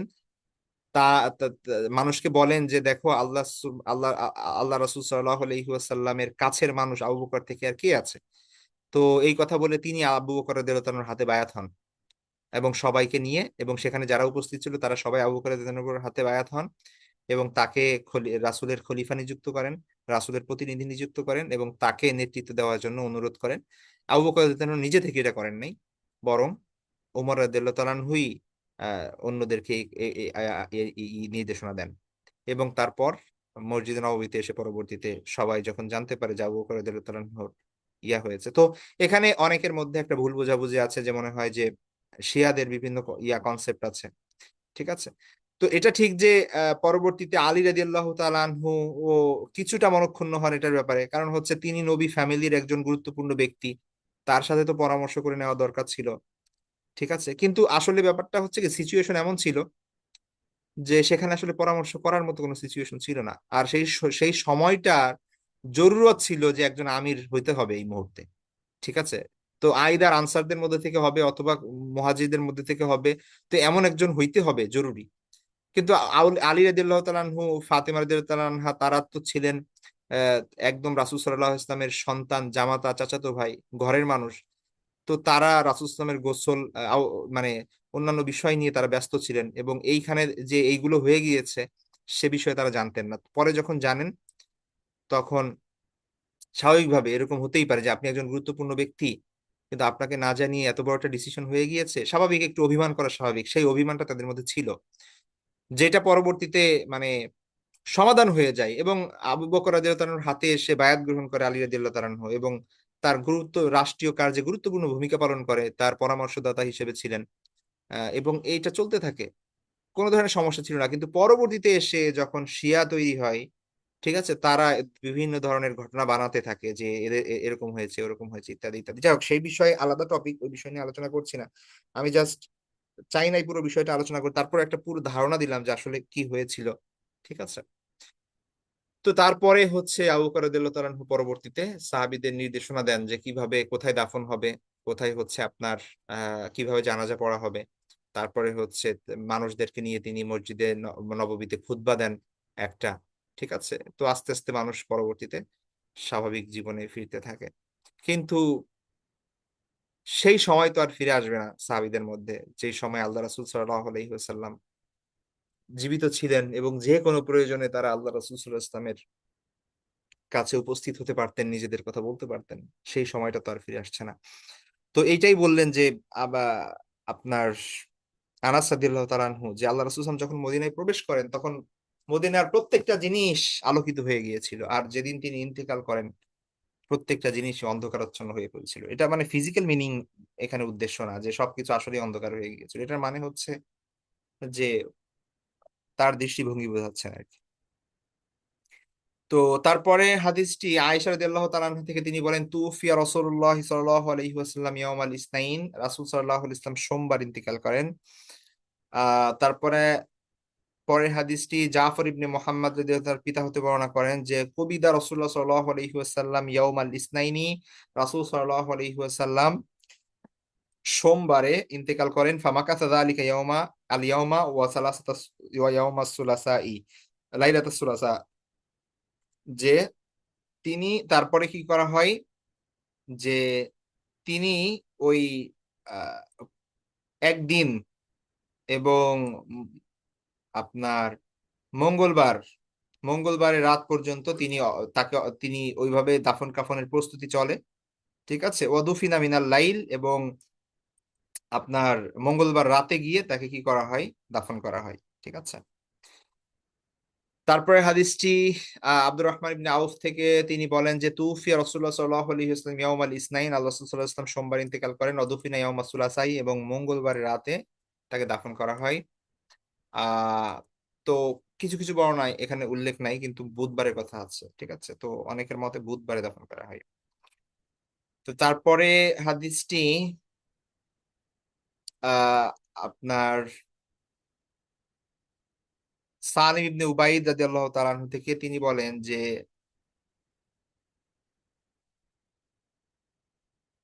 উগমিয়া আলা রাসূলিল্লাহ সাল্লাল্লাহু আলাইহি ওয়াসাল্লাম ফি মারাদিহি, যে রাসূল সাল্লাল্লাহু আলাইহি মানে সালিম ইবনে উবাইদ হচ্ছে একজন তাবী। উনি বলেন যে কানাত লাহু সুহবাহ, যে একজন না, সরি, সালিম ইবনে উবাইদ হচ্ছে একজন সাহাবী। তিনি এমন একজন মানে এমন একজন মানুষ যার হচ্ছে সুহবা ছিল, মানে হচ্ছে যিনি সাহাবীদের অন্তর্ভুক্ত, বা আল্লাহ রাসূল সাল্লাল্লাহু আলাইহি ওয়াসাল্লাম সাক্ষাৎ পেয়েছেন আর কি। তো তিনি বলেন উগমি আলা রাসূলুল্লাহ সাল্লাল্লাহু আলাইহি ওয়াসাল্লাম ফি মারাদিহি, যে রাসূল সাল্লাল্লাহু আলাইহি ওয়াসাল্লাম তার অসুস্থতার মধ্যে মানে জ্ঞান হারিয়ে ফেলেন, সংজ্ঞা হারিয়ে ফেলেন। ফা আফাকা, অতঃপর একটু পর আবার জ্ঞান ফিরে। ফাকালা হাদারাতিস সালাত, তিনি বলেন যে নামাজের সময় হয়েছে। ফাকালু, সবাই বলে যে নাম, হ্যাঁ। ফাকালা, তিনি বলেন মুরু বি বিলালান ফালিউআযযিন, যে বিলালকে নির্দেশ দাও আজান দেওয়ার জন্য। ওয়া মুরু আবা বকরিন আইয়ুসাল্লি আলিন নাস, আর আবু বকরকে নির্দেশ দাও সে যেন মানুষকে নিয়ে নামাজ পড়ে। লিন্নাস অথবা বিন্নাস, মানে মানুষের জন্য অথবা মানুষকে সাথে নিয়ে নামাজ পড়ে।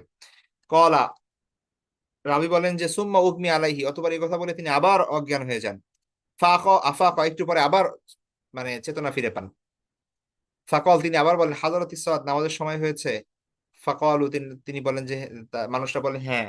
তিনি বলেন যে আবার মুরু বিলালান ফালিউআযযিন ওয়া মুরু আবা বকরিন ফালিউসাল্লি বিন নাস, অর্থাৎ বিলালকে বলেন আজান দিতে, আবু বকরকে বলেন নামাজ পড়তে। তখন আয়েশা রাদিয়াল্লাহু বলেন ফাকালাত আয়েশা তু ইন্না আবি রাজুলুন আসিফুন, আমার বাবা তো নরম মানে প্রকৃতির মানুষ। ইদা কামা যালিকাল মাকাম বাকা ফালা ইস্তাতি, অর্থাৎ তিনি যদি আপনার স্থলে দাঁড়ান তাহলে তো তিনি কান্না শুরু করবেন, কান্না থামাতে পারবেন না। ফালাও আমার তা গায়রাহু, তিনি আপনি যদি আর কাউকে অন্য কাউকে বলতেন তাহলে ভালো হতো, ঠিক আছে। কল, রাবি বলেন যে সুম্মা উগমি আলাইহি, আবার তিনি জ্ঞান হারিয়ে ফেলেন। ফাফাক, একটু পরে আবার মানে জ্ঞান ফিরে পান। তিনি আবার বলেন যে মুরু বিলালান ফালিউআযিন, বিলালকে বলো আজান দিতে। ওয়া মুরু আবা বকরিন ফালিউসাল্লি বিন্নাস, আর আবু বকরকে বলো মানুষকে নিয়ে নামাজ পড়তে। ফাইন্না কুন্না সওয়াহিবু আও সওয়াহিবাত ইউসুফ, মানে তিনি মানে মানে তিনি বারবার বলতেছেন কিন্তু এখনো সেটা পালন করা হয় নাই, বা আয়েশা রাদিয়াল্লাহু আনহা বলতেছেন যে অন্য কাউকে দেওয়ার জন্য। তো এই কারণে তিনি রাসূল সাল্লাল্লাহু আলাইহি ওয়াসাল্লাম বলেন যে ফাইন্না কুন্না, তোমরা হচ্ছে সওয়াহিবু ইউসুফা বা সওয়াহিবাত ইউসুফা, ইউসুফ আলাইহিস সালামের মানে মহিলাদের মতো, মানে ইউসুফ আলাইহিস সালামের ঘটনায় আল্লাহ সুবহানাহু ওয়া তাআলা যেই মহিলাদের কথা বর্ণনা করছেন, ঠিক আছে, তোমরা হচ্ছে তাদের মতো, ঠিক আছে। আয়েশা রাদিয়াল্লাহু আনহাকে আল্লাহ রাসূল সাল্লাল্লাহু আলাইহি ওয়াসাল্লাম বলেন। তো কলা, তিনি বলেন যে ফাউমিরা, রাবি বলেন যে ফাউমিরা বিলালুন ফাআযানা, বিলাল রাদিয়াল্লাহু আনহুকে পরে নির্দেশ দেওয়া হয়, তিনি আজান দেন। ওয়া উমিরা আবু বকরিন ফাসাল্লা বিন নাস, আর আবু বকর রাদিয়াল্লাহু আনহুকে নির্দেশ দেন, অতঃপর তিনি মানুষকে নিয়ে নামাজ পড়েন। সুম্মা ইন্না রাসূলুল্লাহ সাল্লাল্লাহু আলাইহি ওয়াসাল্লাম ওয়াজাদা খিফাতান, অতঃপর আল্লাহ রাসূল সাল্লাল্লাহু আলাইহি ওয়াসাল্লাম একটু ভালো অনুভব করলেন। ফাকালা উনজুরু লি মান আত্তাকি আলাইহি, তখন তিনি বললেন যে কেউ আছে কি যার উপর, মানে তোমরা কাউকে নিয়ে আসো বা মানে দেখো কাউকে পাও কিনা যে আমি মান আত্তাকি আলাইহি, যার উপর আমি কি করব, হেলান দিব, ভর দিব, মানে ভর দিয়ে দাঁড়াবো। ফাজাআত বারিরা তু রাজুলুন আখর, বারিরা রাদিয়াল্লাহু তাআলা আনহু এবং আরেকজন সাহাবী তারা আসলেন। ফাত্তাকা আলাইহিমা, আল্লাহ রাসূল সাল্লাল্লাহু আলাইহি ওয়াসাল্লাম তাদের উপর ভর দিলেন। ফালাম্মা রাআহু আবু বকরিন, আবু বকর রাদিয়াল্লাহু তাআলা নামাজ পড়াচ্ছিলেন, তখন তিনি যখন দেখলেন যে আল্লাহ রাসূল সাল্লাল্লাহু আলাইহি ওয়াসাল্লাম দুইজনের উপর ভর দিয়ে আসছেন, হ্যাঁ, তো তখন তিনি কি করলেন যে আপনার হয়ে গেল, ফালাম্মা রাআ আবু বকরিন যাহাবা লিয়ানকুস, তখন আল্লাহ রাসূল লিয়ানকুস, তখন তিনি মানে পেছনে ফিরে আসতে চাইলেন। ফাআওয়ামা ইলাইহি আইয়াসবুতা মাকানাহু, আল্লাহ রাসূল তাকে ইশারা দিলেন সে যেন তার জায়গায় থাকে। হাত্তা কদা আবু বকরিন সালাতাহু, এবং আবু বকর রাদিয়াল্লাহু তাআলা তার নামাজ শেষ করলেন। সুম্মা ইন্না রাসূলুল্লাহ সাল্লাল্লাহু আলাইহি ওয়াসাল্লাম কুবিদা, অতঃপর যখন আল্লাহ রাসূল সাল্লাল্লাহু আলাইহি ওয়াসাল্লামের জান কবজ করা হলো, তিনি যখন ইন্তেকাল করলেন, ফাকালা উমর রাদিয়াল্লাহু আনহু বললেন, ওয়াল্লাহি লা আসমাউ আহাদান ইয়াযকুরু আন্না রাসূলুল্লাহ সাল্লাল্লাহু আলাইহি ওয়াসাল্লাম কুবিদা ইল্লা দারাবতুহু বিসাইফি হাদা। উমর রাদিয়াল্লাহু আনহু বললেন যে আল্লাহর কসম, আমি যদি কাউকে শুনি যে সে বলছে যে আল্লাহ রাসূল সাল্লাল্লাহু আলাইহি ওয়াসাল্লাম ইন্তেকাল করছে, তাহলে আমি এই আমার তরবারি দিয়ে তাকে আঘাত করব। কল, রাবি বলেন যে ওয়াকানান নাসু উম্মিয়িন লাম ইয়াকুন ফীহিম নাবিয়্যুন ক্বাবলাহু, মানুষ তো আসলে তখন ছিল হচ্ছে মানে আহ নিরক্ষর, তারা পূর্ববর্তী নবীদেররা কিভাবে ইন্তেকাল করছেন বা এই ব্যাপারগুলো তো তারা ওইভাবে জানতো না। তো লাম ইয়াকুন ফিহিম নাবিয়ান কবল, এবং তাদের পূর্বে আগে নবীও ছিল না। ফাআমসাকান নাস, সুতরাং মানুষ মানে হয়ে করে ফেললো, ঠিক আছে। আহ মানুষরা চুপ থাকলো, ঠিক আছে। ফাকালু, তারা বলল, ইয়া সালিম ইনতালিক ইলা সাহিবি রাসূলুল্লাহ সাল্লাল্লাহু আলাইহি ওয়াসাল্লাম ফাদউহু, তো তখন মানুষরা বলল যে হে সালিম, আহ, তো তা তুমি কি করো, তো রাসূল সাল্লাল্লাহু আলাইহি ইসলামের সাথী মানে হচ্ছে আবু বকর রাদিয়াল্লাহু আনহুর কাছে যাও এবং তাকে খবর দাও, ফাদহু, তাকে ডেকে আনো। ফাআতাইতু আবা বকরিন ওয়া হুয়া ফিল মাসজিদি, মানে এই হাদিসটা মূলত সালিম রাদিয়াল্লাহু তাআলা মনে বর্ণনা করছেন। তো তিনি বলেন যে আমি আবু বকর রাদিয়াল্লাহু আনহুর কাছে আসলাম এবং ওয়া হুয়া ফিল মাসজিদ, তিনি তখন মসজিদে ছিলেন। ফাআতাইতুহু আবকি দাহিশান, এবং আমি তখন তার কাছে আসলাম কান্না করতে করতে, মানে দৌড়াতে দৌড়াতে কান্না করতে করতে আবু বকর রাদিয়াল্লাহু আনহুর কাছে আসলাম। ফালাম্মা রাআনি, তিনি যখন আমাকে দেখলেন, ক্বালা আকুবিদা রাসূলুল্লাহ সাল্লাল্লাহু আলাইহি ওয়াসাল্লাম, তিনি জিজ্ঞেস করলেন যে আল্লাহ রাসূল সাল্লাল্লাহু আলাইহি ওয়াসাল্লামের কি ইন্তেকাল হয়ে গিয়েছে। কুলতু, তখন আমি বললাম যে ইন্না ওমর ইয়াকুল, উমর বলতেছে, লা আসমাউ আহাদান ইয়াজকুরু আন্না রাসূলুল্লাহ সাল্লাল্লাহু আলাইহি ওয়াসাল্লাম কুবিদা ইল্লা দারাবতুহু বিসাইফি হাদা, যে উমর রাদিয়াল্লাহু আনহু বলছেন যে কেউ যদি বলে যে আল্লাহ রাসূল সাল্লাল্লাহু আলাইহি ওয়াসাল্লাম ইন্তেকাল করেছে, তাহলে তো আমি তার কল্লা ফেলে দিব, আমি তার এই দিয়ে তরবারি দিয়ে আঘাত করব। ফাকাল আলী, তখন আবু বকর রাদিয়াল্লাহু আনহু আমাকে বললেন যে ইনতালিক, চলো, আমার সাথে চলো। ফান্তালাক্তু মাআহু, আমি তার সাথে গেলাম। ফাজাআ হুয়া ওয়ান নাসু ক্বাদ দাখালু আলা রাসূলুল্লাহ সাল্লাল্লাহু আলাইহি ওয়াসাল্লাম, তিনি এবং মানুষজন আল্লাহ রাসূল সাল্লাল্লাহু আলাইহি ওয়াসাল্লামের রুমে প্রবেশ করলেন। ফাকালা, অথবা তিনি বলেন, ইয়া ইউহান নাস আফরিজুলি, মানুষরা ভিড় করে আছে আল্লাহ রাসূল সাল্লাল্লাহু আলাইহি ওয়াসাল্লামের চারপাশে। তখন তিনি বললেন যে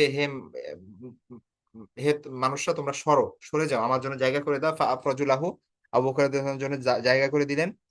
ফাজা হাত্তা আকাব্বা আলাইহি ওয়া মাসসাহু, অতঃপর আহ আবু বকর রাদিয়াল্লাহু তাআলা আনহু সেখানে ঝুঁকে পড়লেন আল্লাহ রাসূল সাল্লামের উপর এবং তাকে চুমু খেলেন, স্পর্শ করলেন এবং চুমু খেলেন। ফাকালা, এবং তখন তিনি পড়লেন, ইন্নাকা মাইয়িতুন ওয়া ইন্নাহুম মাইয়িতুন, সূরা জুমারের যে আয়াত, হ্যাঁ, যে নিশ্চয়ই আপনি মানে মৃত্যুবরণ, আহ মানে আপনিও মৃত্যুবরণ করবেন এবং অন্য সবাই মৃত্যুবরণ করবে, হ্যাঁ। তো সেই আয়াত আল্লাহ আবু বকর তিলাওয়াত করলেন। সুম্মা ক্বালু, এবং তিনি বললেন, ইয়া সাহিবা রাসূলিল্লাহ সাল্লাল্লাহু আলাইহি ওয়াসাল্লাম, এবং মানুষজন বলল যে হে আল্লাহ রাসূল সাল্লাল্লাহু আলাইহি ওয়াসাল্লামের সাথী, মানে হে আবু বকর রাদিয়াল্লাহু আনহু, আকুবিদা রাসূলুল্লাহ সাল্লাল্লাহু আলাইহি ওয়াসাল্লাম, আল্লাহ রাসূল সাল্লাল্লাহু আলাইহি ওয়াসাল্লাম কি সত্যিই মারা গেছেন।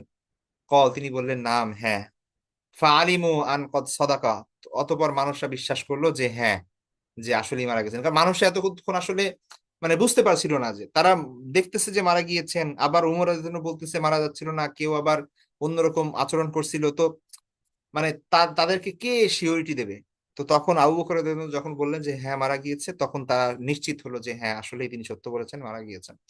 কলু, তখন তারা বলল, ইয়া সাহিবা রাসূলুল্লাহ সাল্লাল্লাহু আলাইহি ওয়াসাল্লাম, হে আল্লাহ রাসূলের সাথী, আয়ুসাল্লি আলা রাসূলুল্লাহ সাল্লাল্লাহু আলাইহি ওয়াসাল্লাম, আয়ুসাল্লাহ রাসূলুল্লাহ সাল্লাল্লাহু আলাইহি ওয়াসাল্লাম, যে আল্লাহ রাসূল সাল্লাল্লাহু আলাইহি ওয়াসাল্লামের কি জানাজা নামাজ পড়া হবে? কলা, তিনি বললেন নাম, হ্যাঁ।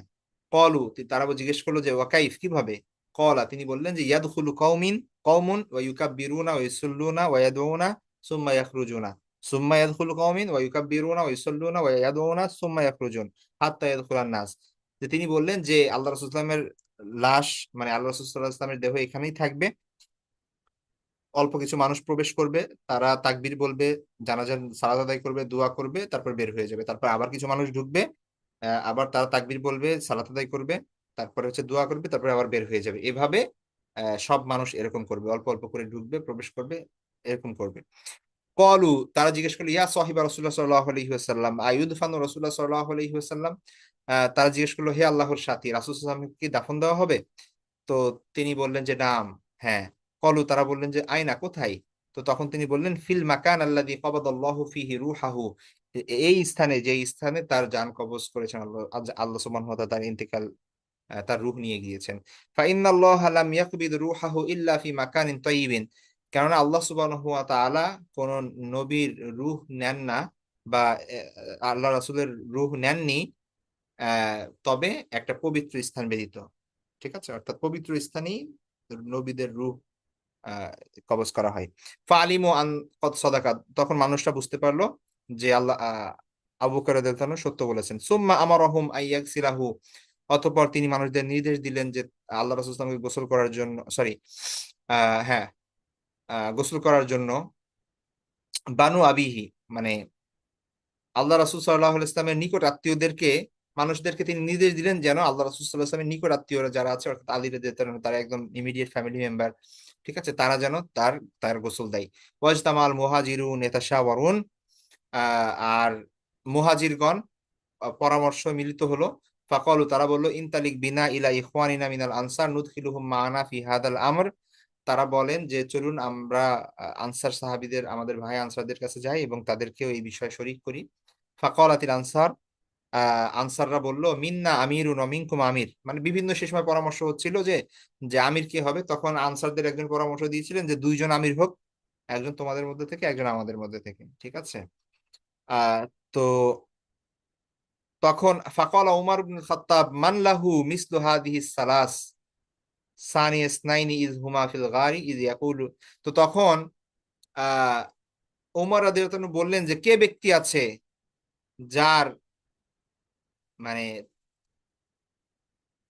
তিনটি মর্যাদার কথা উল্লেখ আছে, ঠিক আছে, এরকম এই তিনটি মর্যাদা আছে কার, এমন ব্যক্তি, মানে এমন ব্যক্তি কে আছে যে এই তিনটি মর্যাদার অধিকারী, ঠিক আছে। তো তখন মানে তিনি আবু বকর রাদিয়াল্লাহু আনহুর কথা বুঝালেন, যেহেতু সূরা তওবার মধ্যে আল্লাহ সুবহানাহু ওয়া তাআলা বলছেন সানিয়া ইসনাইনি ইয হুমা ফিল গারি, যে যখন ওই যে গারে সাউরের মধ্যে ছিল দুইজন, ওই দুইজনের দ্বিতীয় জন, অর্থাৎ আহ ইয ইয়াকুলু লি সাহিবিহি, দ্বিতীয় জন তার সাথীকে বলছিল, লা তাহজান ইন্নাল্লাহা মা'ানা, ঠিক আছে। তো মানে এখানে আবু বকর রাদিয়াল্লাহু আনহু এবং আল্লাহ সুবহানাহু ওয়া তাআলা, আবু বকর রাদিয়াল্লাহু আনহু এবং আল্লাহ রাসূল সাল্লাল্লাহু আলাইহি ওয়াসাল্লামের ঘটনা সূরা তওবার মধ্যে উল্লেখ করেছেন। তো স্বয়ং আল্লাহ সুবহানাহু ওয়া তাআলা যার নাম কোরআনের মধ্যে নিয়েছেন এবং আল্লাহ রাসূল সাল্লাল্লাহু আলাইহি ওয়াসাল্লামের সাথী বলে উল্লেখ করেছেন, তাহলে তার মতো গুণের অধিকারী আর কি আছে, ঠিক আছে। তো সাহাবীদেরকে তিনি এই আয়াত শুনিয়ে, মানে সূরা তাওবার এই আয়াতের প্রেক্ষাপট হচ্ছে মক্কা থেকে মদিনায় হিজরত করার সময় আল্লাহ রাসূল সাল্লাল্লাহু আলাইহি ওয়াসাল্লাম এবং আবু বকর রাদিয়াল্লাহু আনহু যে গারে সাউরের মধ্যে ছিলেন, এবং সেই সময়ে যখন কাফেররা অনেক নিকটবর্তী চলে আসে, তখন আবু বকর রাদিয়াল্লাহু আনহু খুব আতঙ্কিত ছিলেন, ভয়ে ছিলেন। তো তখন আল্লাহ রাসূল সাল্লাল্লাহু আলাইহি ওয়াসাল্লাম তাকে বলেছিলেন যে লা তাহজান ইন্নাল্লাহা মা'ানা, তুমি দুশ্চিন্তা করো না, কারণ আল্লাহ সুবহানাহু ওয়া তাআলা আমাদের সাথে আছে, ঠিক আছে। তো আহ তো এই যে আয়াত, এই আয়াতে সেই কথা উল্লেখ করা হয়েছে যে যখন ওই সেই গুহার মধ্যে দুইজনে ছিল এবং একজন আরেকজনকে বলছিল যে লা তাহজান ইন্নাল্লাহা মা'ানা, তো এই যে দ্বিতীয় জনের কথা যে উল্লেখ আছে, এটা কে? তো এইখানে তখন আহ এই আয়াতটা বলে উমর রাদিয়াল্লাহু তাআলা আনহু সাহাবীদেরকে বললেন যে মান হুমা, এই দুইজন ব্যক্তি কে, কারা? হ্যাঁ, মানে তিনি বোঝালেন যে এখানে আল্লাহ সুবহানাহু ওয়া তাআলা স্বয়ং কোরআনে আবু বকর রাদিয়াল্লাহু আনহুর কথা উল্লেখ করেছেন যে তিনি হচ্ছেন যে আল্লাহ রাসূলের সাথী, সাহেবী। ঠিক আছে, সুতরাং তার থেকে বেটার আমির আর কে হতে পারে?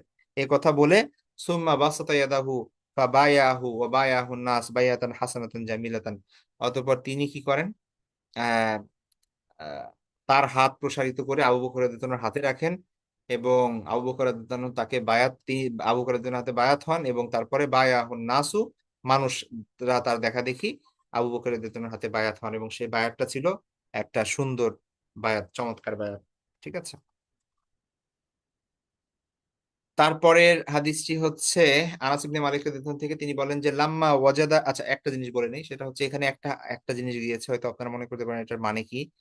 যেখানে আল্লাহ রাসূল সাল্লাল্লাহু আলাইহি ওয়াসাল্লাম আয়েশা রাদিয়াল্লাহু তাআলাকে বলেছেন যে তোমরা তো হচ্ছে ইউসুফ আলাইহিস সালামের কিসের মতো, মানে মহিলাদের মতো, অর্থাৎ এখানে স্কলাররা বলেন যে এটা দ্বারা আল্লাহ রাসূল সাল্লাল্লাহু আলাইহি ওয়াসাল্লাম বুঝিয়েছেন জুলাইখা, আহ জুলাইখার কথা বোঝাচ্ছেন, বা হচ্ছে ওই যে আজিজে মিশরের যে ওয়াইফ, তার কথা বোঝাচ্ছে। অর্থাৎ আহ মুহাদ্দিস একরাম বলেন মূলত এখানে বোঝানো হচ্ছে যে ওই যে আহ আল্লাহ রাসূল সাল্লাল্লাহু আলাইহি ওয়াসাল্লাম আবু বকর রাদিয়াল্লাহু আনহুকে বারবার বলতেছেন যে আবু বকর রাদিয়াল্লাহু আনহুকে বলো তিনি যেন নামাজ পড়ান।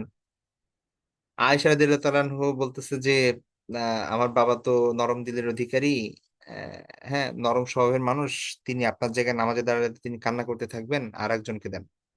তো তিনি বোঝাচ্ছেন যে এটা আয়েশা রাদিয়াল্লাহু তাআলা আনহার মুখে বলছেন, কিন্তু মন্তরে কিন্তু ঠিকই চাচ্ছেন তার বাবাই যেন নামাজ পড়ান। যেটা আবার অন্য হাদিস দ্বারা প্রমাণিত যে আয়েশা রাদিয়াল্লাহু তাআলা নিজে বলতেছেন যে আমি চাচ্ছিলাম যে আল্লাহ রাসূল সাল্লাল্লাহু আলাইহি ওয়াসাল্লাম যেন আবার বলেন এটা, ঠিক আছে, মানুষ যেন সবাই শুনে। ঠিক আছে, তো এই হচ্ছে বিষয়। তো তিনি এই এই কথা বললেন যে তোমরা মুখে একটা বলো আর অন্তরে একটা থাকে। ঠিক আছে, যেমনি ভাবে ইউসুফ আলাইহিস ইসলামকে দেখানোর জন্য ওই যে আহ জুলাইখা অন্য মহিলাদেরকে দাওয়াত দেয়, দাওয়াত তো দেয় এমনি করে খাবারের জন্য দাওয়াত দেয়, কিন্তু তার উদ্দেশ্য ছিল যে তো তারা ইউসুফ আলাইহিস ইসলামের সৌন্দর্য দেখে আর কি, তো মুখে একটা বলছে কিন্তু মনে আর একটা উদ্দেশ্য নিচ্ছে। তো এই কারণে আল্লাহ রাসূল ইসলাম বললেন যে তোমরা তো ইসের মতো, কি বলে, ইউসুফের ইউসুফের ওই মহিলাদের মতো আর কি, ইউসুফ আলাইহিস সালামের ঘটনায় যে মহিলার কথা উল্লেখ করা হয়েছে। তো এটা বললেন আর কি।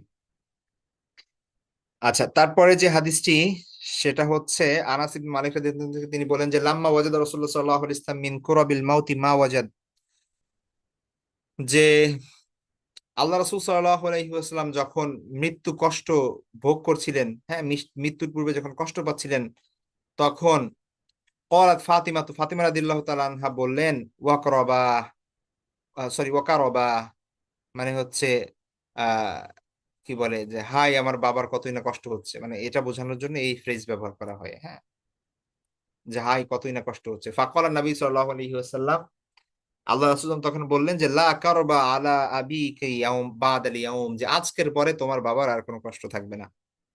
ঠিক আছে, ইন্নাহু কদ হাদারা মিন আবিকি মা লাইসা বিতারিকিন মিনহু আহাদান আল মুওয়াফাত ইয়াউমাল কিয়ামা। আল্লাহ রাসূল বললেন যে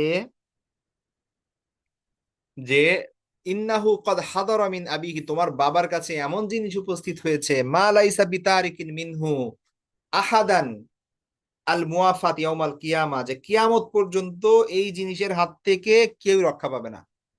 ঠিক আছে, মানে মৃত্যু এমন একটা জিনিস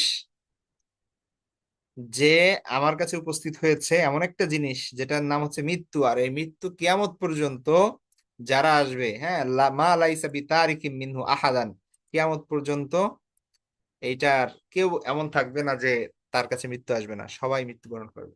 ঠিক আছে, তারপরে হাদিসটি হচ্ছে আব্দুল্লাহ ইবনে আব্বাস রাদিয়াল্লাহু আনহু থেকে, তিনি বলেন যে ইউহাদ্দিসু আন্নাহু সামিয়া রাসূলুল্লাহ সাল্লাল্লাহু আলাইহি ওয়াসাল্লাম ইয়াকুল, যে তিনি আল্লাহ রাসূল সাল্লাল্লাহু আলাইহি ওয়াসাল্লামকে বলতে শুনেছেন মান কান লাহু ফারাতান মিন উম্মতি আদখালাহুল্লাহু তাআলা বিহিমাল জান্নাহ।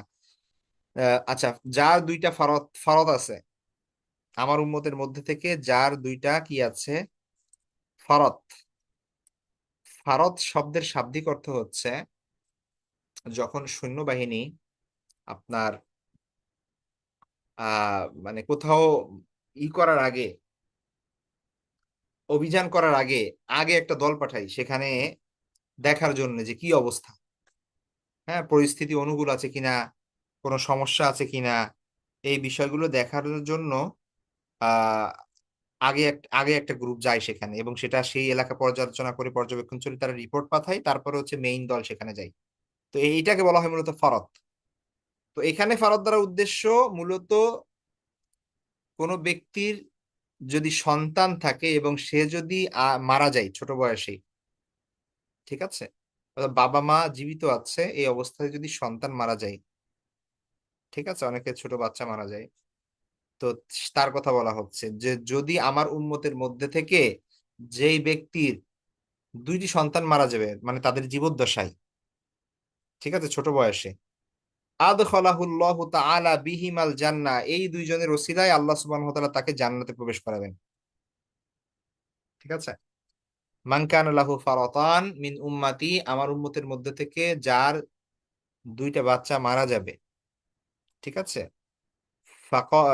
আদখালাহুল্লাহু তাআলা বিহিমা আল জান্নাহ, তাহলে আল্লাহ সুবহানাহু ওয়া তাআলা এই দুইজনের ওসিলায় তাকে জান্নাতে প্রবেশ করাবে। ফাকালাত আয়েশা, আয়েশা যেন বললেন যে ফামান কানা লাহু ফারাতুম মিন উম্মতি, আপনার উম্মতের মধ্যে থেকে কারো যদি একটা বাচ্চা মারা যায় তাহলে, কলা, তিনি বললেন ওয়ামান কানা লাহু ফারাতুন ইয়া মুওয়াফফাকা, তিনি বললেন যে যে তাকেও ক্ষমা করা হবে হে, হ্যাঁ, ওমান কানা লাহু ফারাতুন, এমনকি যার একটা বাচ্চা মারা গিয়েছে তারও, হ্যাঁ, তো সেটা বললেন। তারপর হচ্ছে আয়েশাতে আবার জিজ্ঞেস করলেন ওমান লাম ইয়াকুন লাহু ফারাতুম মিন উম্মাতিক, আর আপনার উম্মতের মধ্যে থেকে কারো যদি, মানে কারো যদি বাচ্চা না মারা গিয়ে থাকে তাহলে, তো তখন তিনি বললেন ওয়া আনা ফারাতুন লি উম্মতি লা ইউসাবু বিমিসলি, আমার উম্মতের জন্য আমি হচ্ছি পরকালের সম্পদ স্বরূপ। হ্যাঁ, মানে পরকালে এই যে আগে পাঠানো, ফারাত মানে হচ্ছে আগে পাঠানো, এক্স মানে অ্যাডভান্স করে দেওয়া আর কি, হ্যাঁ, কোনো কিছুর জন্য আমরা যেরকম অ্যাডভান্স বুক করে দেই, এটা হচ্ছে ফারাত মানে আগে থেকে পাঠানো। তো তিনি বললেন যে আমার উম্মতের পরকালের সম্পদ বা এই যে আগে পাঠানো যে বিষয়, এটা আমি নিজে, হ্যাঁ, আনা ফারাতুন লি উম্মতি লাই ইউসাবু বিমিসলি, হ্যাঁ, মানে লাই ইউসাবু মানে হচ্ছে তারা কখনোই কষ্ট পাবে না, বিমিসলি মানে আমার,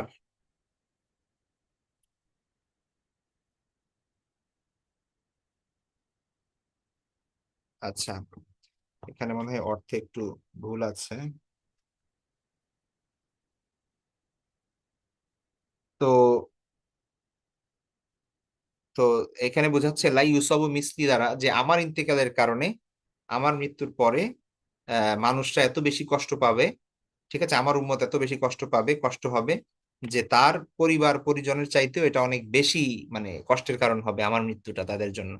সুতরাং আমি তো তাদের অনেক কাছে একটা, মানে এখানে বোঝাতে যাচ্ছে যে কারো কোনো বাচ্চা মারা গেলে কত কষ্ট পায় সে, তাই না? তো আমি যখন মারা যাব তখন আমার উম্মত এত বেশি কষ্ট পাবে যে তার পরিবার পরিজন সন্তানাদি সব মারা গেলে এত বেশি কষ্ট পেত না।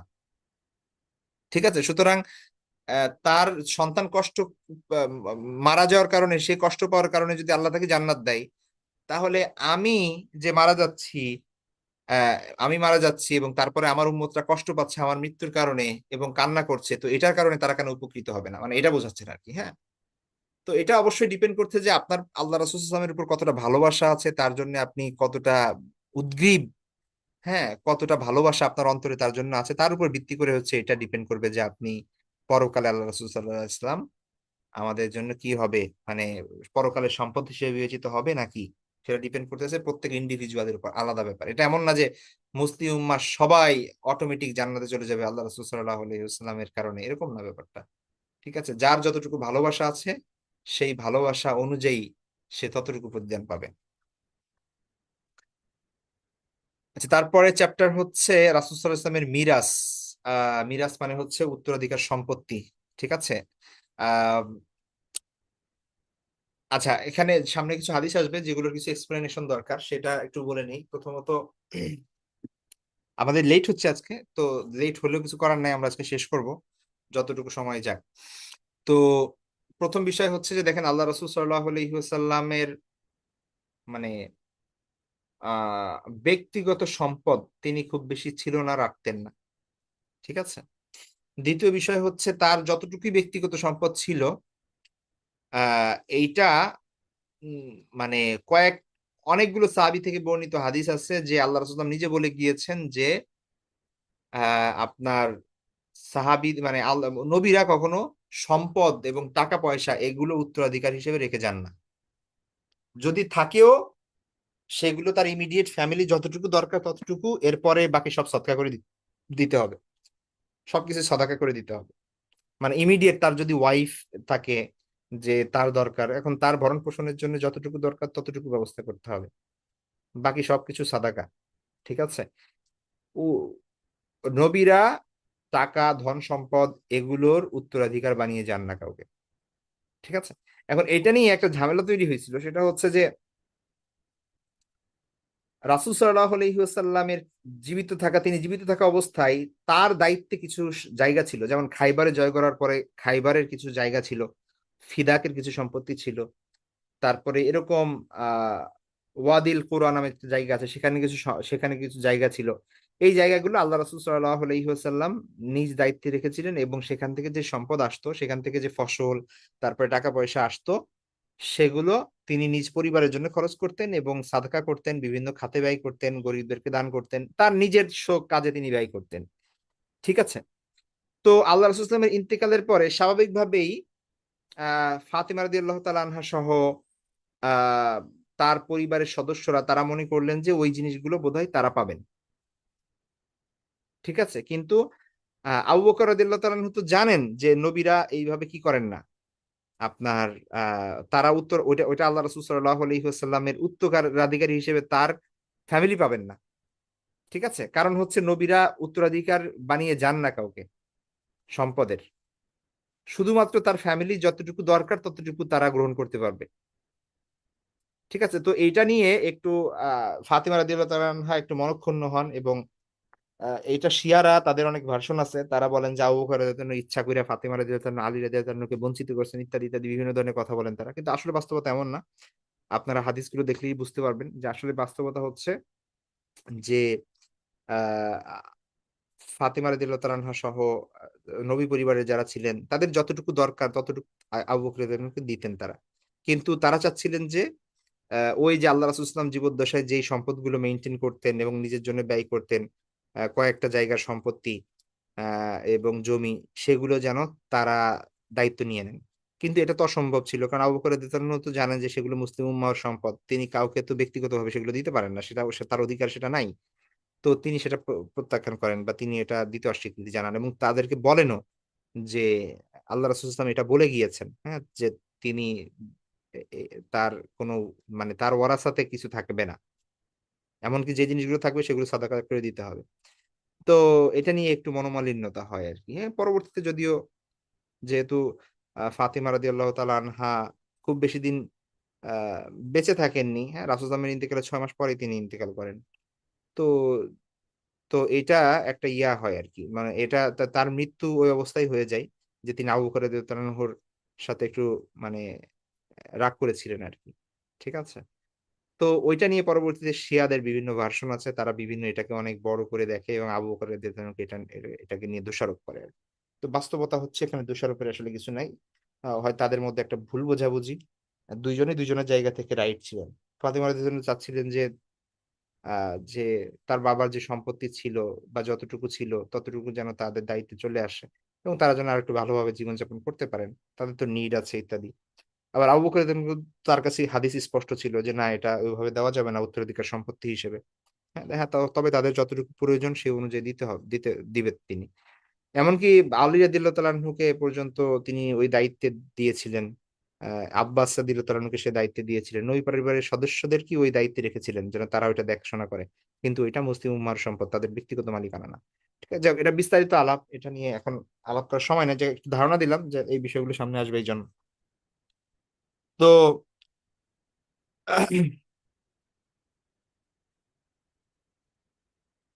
জুয়াইর রাদিয়াল্লাহু তাআলা আনহুর ভাই, হ্যাঁ, আমর ইবনে হারিস এবং একজন সাহাবী, তিনি বলেন যে মা তরাকা রাসূলুল্লাহ সাল্লাল্লাহু আলাইহি ওয়াসাল্লাম ইল্লা সিলাহাহু ওয়া বাগলাতাহু ওয়া আরদান জাআলাহা সাদাকাতান। যে আল্লাহ রাসূল সাল্লাল্লাহু আলাইহি ইসলাম রেখে গিয়েছিলেন শুধুমাত্র তার অস্ত্র-শস্ত্র, তার একটা খচ্চর, হ্যাঁ মানে কিছু বাহন, আর একটা জমি, তারপরও এগুলো যা আলাহা সদাকা দান, এগুলো তিনি সদকা করে দিয়ে যান। ঠিক আছে, মানে আল্লাহ রাসূল সাল্লাল্লাহু আলাইহি ইসলাম অস্ত্র শস্ত্র, কিছু বাহন এবং কিছু ভূমি ছাড়া আর কিছু রেখে যান নাই, তাও আবার তিনি এগুলো সাদাকা করে দিয়ে যান। ঠিক আছে, তারপরে হাদিস হচ্ছে আবু হুরায়রা রাদিয়াল্লাহু আনহু থেকে কল জাআত ফাতিমাতু ইলা আবি বকর, ফাতিমা রাদিয়াল্লাহু তাআলা আনহা আবু বকর রাদিয়াল্লাহু আনহুর কাছে আসলেন। তারপরে তিনি জিজ্ঞেস করেন মান ইয়ারিসুকা, আপনার সম্পদের উত্তরাধিকার কে হবে? ফাকলা, তিনি বললেন আহলি ওয়া ওয়ালাদি, আমার পরিবার এবং আমার সন্তানরা। ফাকলাত, তখন আয়েশা ফাতিমা রাদিয়াল্লাহু তাআলা আনহা বললেন মালি লা আরিসু আবি, আমার কি হবে তাইলে, আমি কি আমার বাবার উত্তরাধিকার হব না? ফাকওয়াল আবু বকর, তখন আবু বকর তিনি বললেন সামিতু রাসূলুল্লাহ সাল্লাল্লাহু আলাইহি ওয়াসাল্লাম ইয়াকুল, আমি আল্লাহ রাসূল সাল্লাল্লাহু আলাইহি ওয়াসাল্লামকে বলতে শুনেছি লা নূরাসু, লা নূরাসু মানে হচ্ছে আমরা কাউকে ওয়ারিস করি না, মানে হচ্ছে নবীদের কথা বলছেন আল্লাহ রাসূল সাল্লাল্লাহু আলাইহি ওয়াসাল্লাম। ওয়ালাকিন্নী আউলু মান কানা রাসূলুল্লাহ সাল্লাল্লাহু আলাইহি ওয়াসাল্লাম ইয়াউলুহু, তবে আবু বকর রাদিয়াল্লাহু আনহু বললেন যে অবশ্যই আমি ওই ওই সব লোকদের খেয়াল রাখবো যারা যাদেরকে আল্লাহ রাসূল সাল্লাল্লাহু আলাইহি ওয়াসাল্লাম খেয়াল রাখতেন, অর্থাৎ আল্লাহ রাসূল সাল্লাল্লাহু আলাইহি ওয়াসাল্লাম জীবিকা নির্ধারণ করে দিয়ে গিয়েছেন যাদের, আমিও তাদের খেয়াল রাখবো, আমিও তাদেরকে সেই পরিমাণ দিব, কোনো সমস্যা নাই। ওয়া উনফিকু আলা মান কানা রাসূলুল্লাহ সাল্লাল্লাহু আলাইহি ওয়াসাল্লাম ইনফিকু আলাইহি, আল্লাহ রাসূল সাল্লাল্লাহু আলাইহি ওয়াসাল্লাম যেই সব ক্ষেত্রে টাকা খরচ করতেন আমিও সেই সব জায়গায় টাকা খরচ করব, কোনো সমস্যা নাই। ঠিক আছে, অর্থাৎ তোমাদের প্রয়োজন যা লাগে আমি সেটা পূরণ করবো, কোনো সমস্যা নাই, কিন্তু ওই সম্পদগুলো যেগুলো আল্লাহ রাসূল সাল্লাল্লাহু আলাইহি ওয়াসাল্লাম রেখে গিয়েছেন সেগুলো ওয়ারিশ সূত্রে তোমরা পাবে না, ওইটা নবীরা ওয়ারিশ বানান না কাউকে। ঠিক আছে, তারপরে হচ্ছে আহ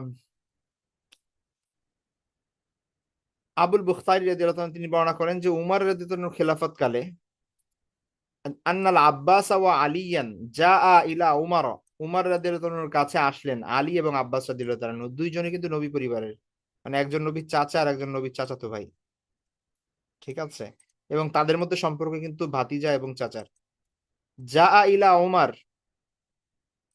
উমর রাদিয়াল্লাহু কাছে তারা আসলেন ইয়াখতাসিমান, মানে তারা নিজেদের মধ্যে তাদের মধ্যে বাকবিতণ্ডা চলছিল, তারা কিছু বিষয় নিয়ে মতানৈক্য করছিল এবং একটু উচ্চ আওয়াজে কথা হচ্ছিল আর কি। ওয়া ইয়াকুলু ইয়াকুলু কুল্লু ওয়াহিদিন মিনহুম লি সাহিবি, এবং প্রত্যেকেই একজন আরেকজনকে বলছিল আংতা কাজা, তুমি এমন তুমি এমন, মানে একজন আরেকজনের উপর দোষারোপ করছিল। ফাকালা ওমর লিতলহা ওয়া জুবাইর ওয়া আব্দুর রহমান ইবনে আউফ ওয়া সাদ, তখন উমর রাদিয়াল্লাহু তাআলা আনহু তলহা, জুবাইর, আব্দুর রহমান ইবনে আউফ এবং সাদ, মানে উমর রাদিয়াল্লাহু তাআলার একদম ঘনিষ্ঠ যারা হচ্ছে তাকে পরামর্শ দিত, তার উপদেষ্টা পরিষদ যারা ছিল, তাদেরকে উদ্দেশ্য করে বললেন আংশুদুকুম বিল্লাহি, আমি তোমাদেরকে আল্লাহর কসম দিচ্ছি, আসামিয়তুম রাসূলুল্লাহ সাল্লাল্লাহু আলাইহি ওয়াসাল্লাম ইয়াকুল, তোমরা কি আল্লাহ রাসূলকে বলতে শোনা নাই যে কুল্লু মালি নাবিয়্যিন সাদাকা, যে নবীর একজন নবীর সকল সম্পদই সদকা, ইল্লা মা আতামাহু, তবে তিনি যতটুকু কি করেছেন মানুষকে খাইয়েছেন বা মানুষকে দিয়েছেন।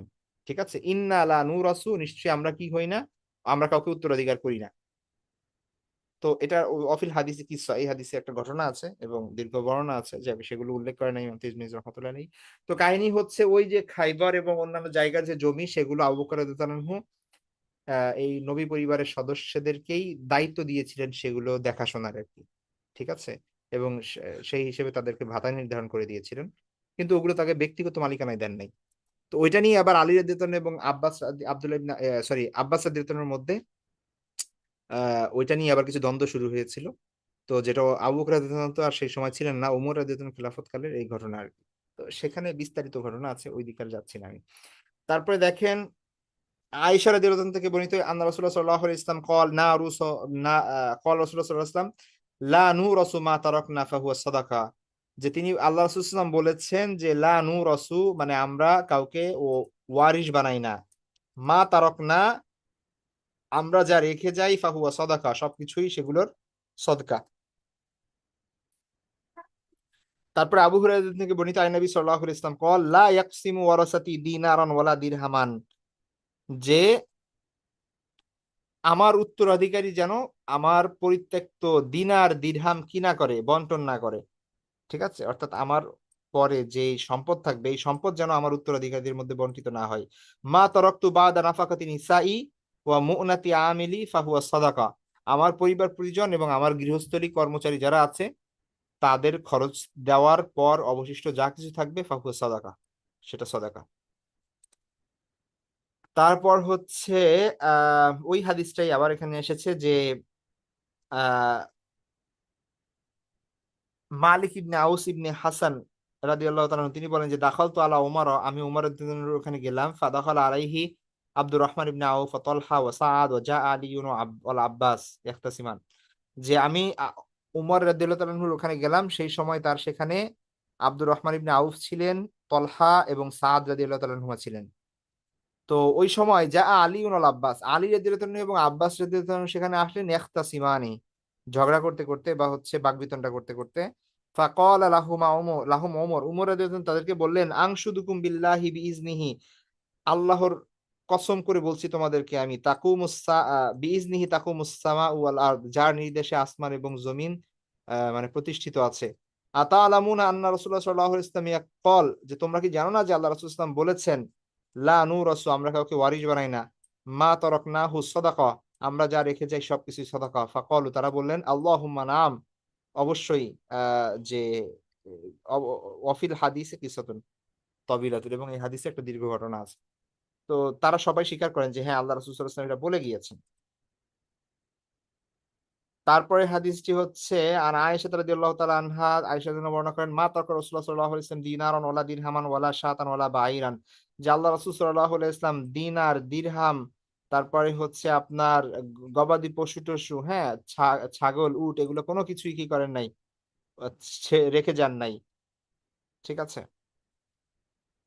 তারপরের চ্যাপ্টার হচ্ছে বাবু মাজা ফি রুইয়াতি রাসূলুল্লাহ সাল্লাল্লাহু আলাইহি ওয়াসাল্লাম ফিল মানাম, আল্লাহ রাসূল সাল্লাল্লাহু আলাইহি ওয়াসাল্লামকে স্বপ্নে দেখার আহ, ব্যাপারে যে হাদিসগুলো বর্ণিত হয়েছে। প্রথম হাদিসটি হচ্ছে আব্দুল্লাহ ইবনে মাসউদ রাদিয়াল্লাহু তাআলা আনহু থেকে, তিনি বলছেন যে রাসূল সাল্লাল্লাহু আলাইহি ওয়াসাল্লাম বলেছেন মান রাআনি ফিল মানামি ফাকাদ রাআনি ফা ইন্না শাইতানা লা ইয়াতামাসসালু বি, স্বপ্নে যে আমাকে দেখলো সে বাস্তবেই আমাকে দেখলো, কেননা শয়তান আমার কি করতে পারে না, আমার আকৃতি ধারণ করতে পারে না।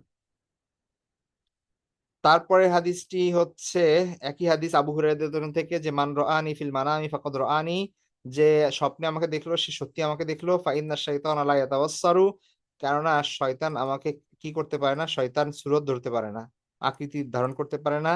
অথবা তিনি বলেছেন লা ইয়াতাশাব্বাহু বি, আমার অনুরূপ সাজতে পারে না শয়তান। ঠিক আছে। তারপরে হাদিসটি এসেছে আহ মালিক আল আশজাই তার পিতা থেকে বর্ণনা করেন যে রাসূল সাল্লাল্লাহু আলাইহি ওয়াসাল্লাম বলেছেন মান রাআনি ফিল মানাম ফাকাদ রাআনি, যে স্বপ্নে আমাকে দেখলো সে সত্যি আমাকে দেখলো। তারপরে হাদিসটি আবু হুরায়রা থেকে, তিনি বলেন যে রাসূল সাল্লাল্লাহু আলাইহি ওয়াসাল্লাম বলেছেন মান রাআনি ফিল মানামি ফাকাদ রাআনি, যে স্বপ্নে আমাকে দেখলো সে সত্যি আমাকে দেখলো। ফা ইন্না শাইতানা লা ইয়াতামাসসালু নি, কারণ শয়তান আমাকে আমার রূপ ধারণ করতে পারে না। তারপরে হাদিসটি হচ্ছে ইয়াজিদ আল ফারসি তার থেকে বর্ণিত, ওয়াকানা ইয়াকতুবুল মাসাহিফ, তিনি হচ্ছেন সাহাবীদের যুগে ওই লিখতেন, আপনার কোরআন লিখতেন, হাতে লিখতেন আর কি, হ্যাঁ, তার কাজ ছিল এটা। তো তিনি বলেন যে রাআইতুন নাবিয়্যা সাল্লাল্লাহু আলাইহি ওয়াসাল্লাম ফিল মানামি জামানা ইবনে আব্বাস, ইবনে আব্বাসের সময়ে আমি কি করলাম, একবার আল্লাহ রাসূল সাল্লাল্লাহু আলাইহি ওয়াসাল্লামকে স্বপ্নে দেখলাম। কলা, তিনি বলেন যে ফাকুলতুল ইবনে আব্বাস, আমি ইবনে আব্বাসকে ঘটনা বললাম যে আমি আল্লাহ রাসূলকে স্বপ্নে দেখেছি, যে ইন্নী রাআইতু রাসূলুল্লাহ সাল্লাল্লাহু আলাইহি ওয়াসাল্লাম ফিল নাওম, আমি ঘুমের মধ্যে আল্লাহ রাসূল সাল্লাল্লাহু আলাইহি ওয়াসাল্লামকে স্বপ্নে দেখেছি। ফাকালা ইবনে আব্বাস, ইবনে আব্বাস রাদিয়াল্লাহু আনহু বললেন ইন্না রাসূলুল্লাহ সাল্লাল্লাহু আলাইহি ওয়াসাল্লাম কানা ইয়াকুল, আল্লাহ রাসূল সাল্লাল্লাহু আলাইহি ওয়াসাল্লাম বলেছেন ইন্নাশ শাইতানা লা ইস্তাতিউ আন ইয়াতাশাব্বাহা লি, শয়তান তার সূরত আকৃতি ধারণ করতে পারে না। ফামান রাআনি ফিন নাওমি ফাকাদ রাআনি, সুতরাং কেউ যদি ঘুমে আমাকে দেখে সে আমাকেই দেখলো। হাল তাস্তাতিউ আন তানাতা হাদার রাজুল আল্লাযী রাআইতাহু ফিল মানাম, তুমি কি ওই লোকের বর্ণনা দিতে পারবে যাকে তুমি ঘুমের মধ্যে দেখেছো, সে কেমন ছিল? ক্বালা, তিনি বললেন নাম, হ্যাঁ। তখন আনা আতু লাকা রাজুলান বাইনার রাজুলাইন, তখন আমি কি করলাম, তাকে তার বর্ণনা দিলাম যে তিনি ছিলেন মধ্যম গড়নের, বাইনা রাজুলাইন মানে দুই লোকের মাঝে এক লোক, মানে হচ্ছে বেশি লম্বাও না বেশি খাটাও না, মিডিয়াম গড়নের। জিসমুহু আলাহমু আসমারু ইলাল বায়াজ, তিনি ছিলেন মানে শুভ্র বাদামি টাইপের, তার গায়ের রং ছিল, মানে একদম বাদামিও না আবার একদম ধবধবে সাদাও না। আকহালুল আইনাইন, তার চোখে কেমন যেন সুরমা দেওয়া ছিল, হ্যাঁ, এরকম ঘন পাপড়িওয়ালা চোখ ছিল। হাসানুজ জাহিক, মানে মানে হাস্যোজ্জ্বল ছিল। জামিলু দাওয়াইরিল ওয়াজহি, সুন্দর গোলাকার চেহারা ছিল। মালাআত লিহিয়াতুহু মা বাইনা হাদিহি ইলা হাদিহি, তার দাড়ি ঘন ছিল এবং এটা এই পর্যন্ত দেখাচ্ছিলেন যে এই পর্যন্ত চলে এসেছিল। কদ মালাআত নাহরাহু, হ্যাঁ, তো এভাবে তিনি বর্ণনা দিলেন আর কি, যে যে কদ মালাআত নাহরাহু, তার বুক প্রশস্ত ছিল। তো তখন তিনি বলেন যে ওয়ালা আদরি মা কানা মা হাদান্নাত, একজন রাবি বলছেন যে আরো ভুলে গেছি আমি যে আরো কি কি বর্ণনা তিনি দিয়েছেন। তো তখন ফাকালা ইবনু আব্বাস, আব্দুল্লাহ ইবনে আব্বাস বলেন যে লাউ রাআইতাহু ফিল ইয়াকাযাতি মাস্তাতাতা আন তানাতাহু ফাওকা হাযা, যে তুমি যদি জাগ্রত অবস্থায় আল্লাহ রাসূলকে দেখতেন তাহলে এর থেকে ভালো বর্ণনা দিতে পারতা না। মানে তুমি যাকে দেখছো তিনি আসলে আল্লাহ রাসূল ছিলেন। ঠিক আছে। তো অবশ্যই শয়তান আল্লাহ রাসূল সাল্লাল্লাহু আলাইহি ইসলামের আকৃতি কি করতে পারেন না, ধারণ করতে পারেন না। সুতরাং আপনি যদি স্বপ্নে আল্লাহ রাসূল সাল্লাল্লাহু আলাইহি দেখেন, যেই আমরা এই সামারে তিরমিজিতে যেই বর্ণনা পড়েছি আল্লাহ রাসূল সাল্লাল্লাহু আলাইহি সেই বর্ণনার সাথে যদি মিলে যায়, তাহলে ধরে নিবেন যে হ্যাঁ তিনি আসলে আল্লাহ রাসূল সাল্লাল্লাহু আলাইহি ছিলেন। ঠিক আছে। কিন্তু যদি অন্য কিছু দেখেন যে এই আকৃতির সাথে মিলে না, তাহলে আবার সেটা আবার ইয়া বলেন যে ব্যাখ্যাকারীগণ বলেন যে তিনি আল্লাহ রাসূল সাল্লাল্লাহু আলাইহি ওয়াসাল্লাম, মানে শয়তান আপনাকে এই অহাম দিতে পারবেন যে কোন একজন ব্যক্তিকে দেখায় মনে করাইতে পারবেন আপনাকে যে এই হচ্ছে আল্লাহ রাসূল, কিন্তু আল্লাহ রাসূল সাল্লাল্লাহু আলাইহি ওয়াসাল্লামের আকৃতি শয়তান ধারণ করতে পারবে না। তো এই জন্য কেউ যদি না জানে যে আল্লাহ রাসূল সাল্লাল্লাহু আলাইহি ওয়াসাল্লাম দেখতে কেমন, তাহলে সে আসলে কাকে দেখছে এটা কিন্তু সে বুঝতে পারবে না। ব্যাপারটা বোঝার চেষ্টা করেন ভালো করে, হ্যাঁ। মানে কোনো একজন ব্যক্তিকে আপনি দেখছেন আর স্বপ্নে আপনার মনে হচ্ছে তিনি আল্লাহর রাসূল, এর মানে এই না যে তিনি আল্লাহর রাসূল। আপনি যদি দেখে থাকেন যে ব্যক্তি, তার ব্যক্তির সাথে যদি এই ইগুলো মিলে যায়, যে এই বর্ণনা দেওয়া হয়েছে আল্লাহ রাসূল ইসলামের শারীরিক কাঠামো, এগুলো যদি ঠিক থাকে, তাহলে আপনি ধরে নিতে পারেন যে তিনি আল্লাহ রাসূল। ঠিক আছে। তারপরে হাদিসটি হচ্ছে আবু কাতাদা, তিনি বলেন রাসূল সাল্লাল্লাহু আলাইহি ওয়াসাল্লাম বলেছেন মান রাআনি ফিন নাওম ফাকাদ রাআল হাক্কা, কেউ যদি ঘুমিয়ে আমাকে দেখে সে সত্যই দেখলো, ইত্যাদি। আচ্ছা, হ্যাঁ, এই হচ্ছে হাদিস। শেষ হলো আমাদের আল্লাহ রাসূল সাল্লাল্লাহু আলাইহি ওয়াসাল্লাম সম্পর্কিত। তো আমাদের টোটাল 56টা চ্যাপ্টার আলহামদুলিল্লাহ শেষ করতে পেরেছি, যদিও একটু তাড়াহুড়ার মধ্যে দিয়ে আমাদের পড়তে হয়েছে হাদিসগুলো ওইভাবে পুরোপুরি ব্যাখ্যা করা, কারণ একটা হাদিসের আসলে ব্যাখ্যা করা গেলে 1 ঘন্টা 2 ঘন্টা একটা হাদিসের ব্যাখ্যাই করা যেতে পারে, মানে যেভাবে মুহাদ্দিস ইকরাম ব্যাখ্যা করেছেন অনেক বিষয়গুলো সামনে রেখে। ওইভাবে তো আসলে এই হাদিসগুলো যদি পড়া হয় তাহলে তো 1 বছর সময় লাগবে, 1 বছরে হয়ে হয়ে উঠবে না। ঠিক আছে, আমরা যেরকম এই হাদিসের কিতাব পড়েছি 1 বছর সময় দেবো, আমাদের পুরো বছরে দেখা যাচ্ছে যে এই হাদিসের কিতাবটা পড়ানো হয়েছে, একটা ক্লাস ছিল এটার। তো দেখা যাচ্ছে যে সেইখানে যে ডিটেলস আমরা পড়েছি সেটা তো আর আমরা সেটা সম্ভব না আমাদের এই কোর্স গুলোতে। এখানে আপনার কমপক্ষে 300 ক্লাস লাগবে আপনার। ঠিক আছে, কমপক্ষে 250 থেকে 300 ক্লাস লাগবে যদি ওইভাবে পড়া হয়, প্রত্যেকটা হাদিসের জন্য বা দুইটা হাদিসের জন্য একটা ক্লাস দরকার। তো সেটা তো আসলে সম্ভব না।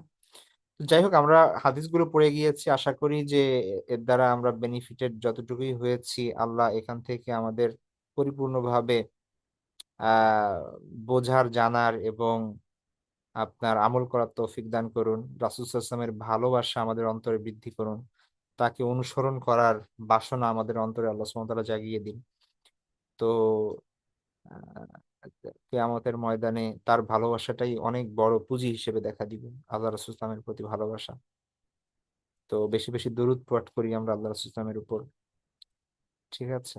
তো নিজেদের সন্তানদেরকে জানাই আল্লাহ রাসূল কেমন ছিলেন। তো সিরাতের আগে আমার মনে হয় যে সামাইল পড়া উচিত, হ্যাঁ।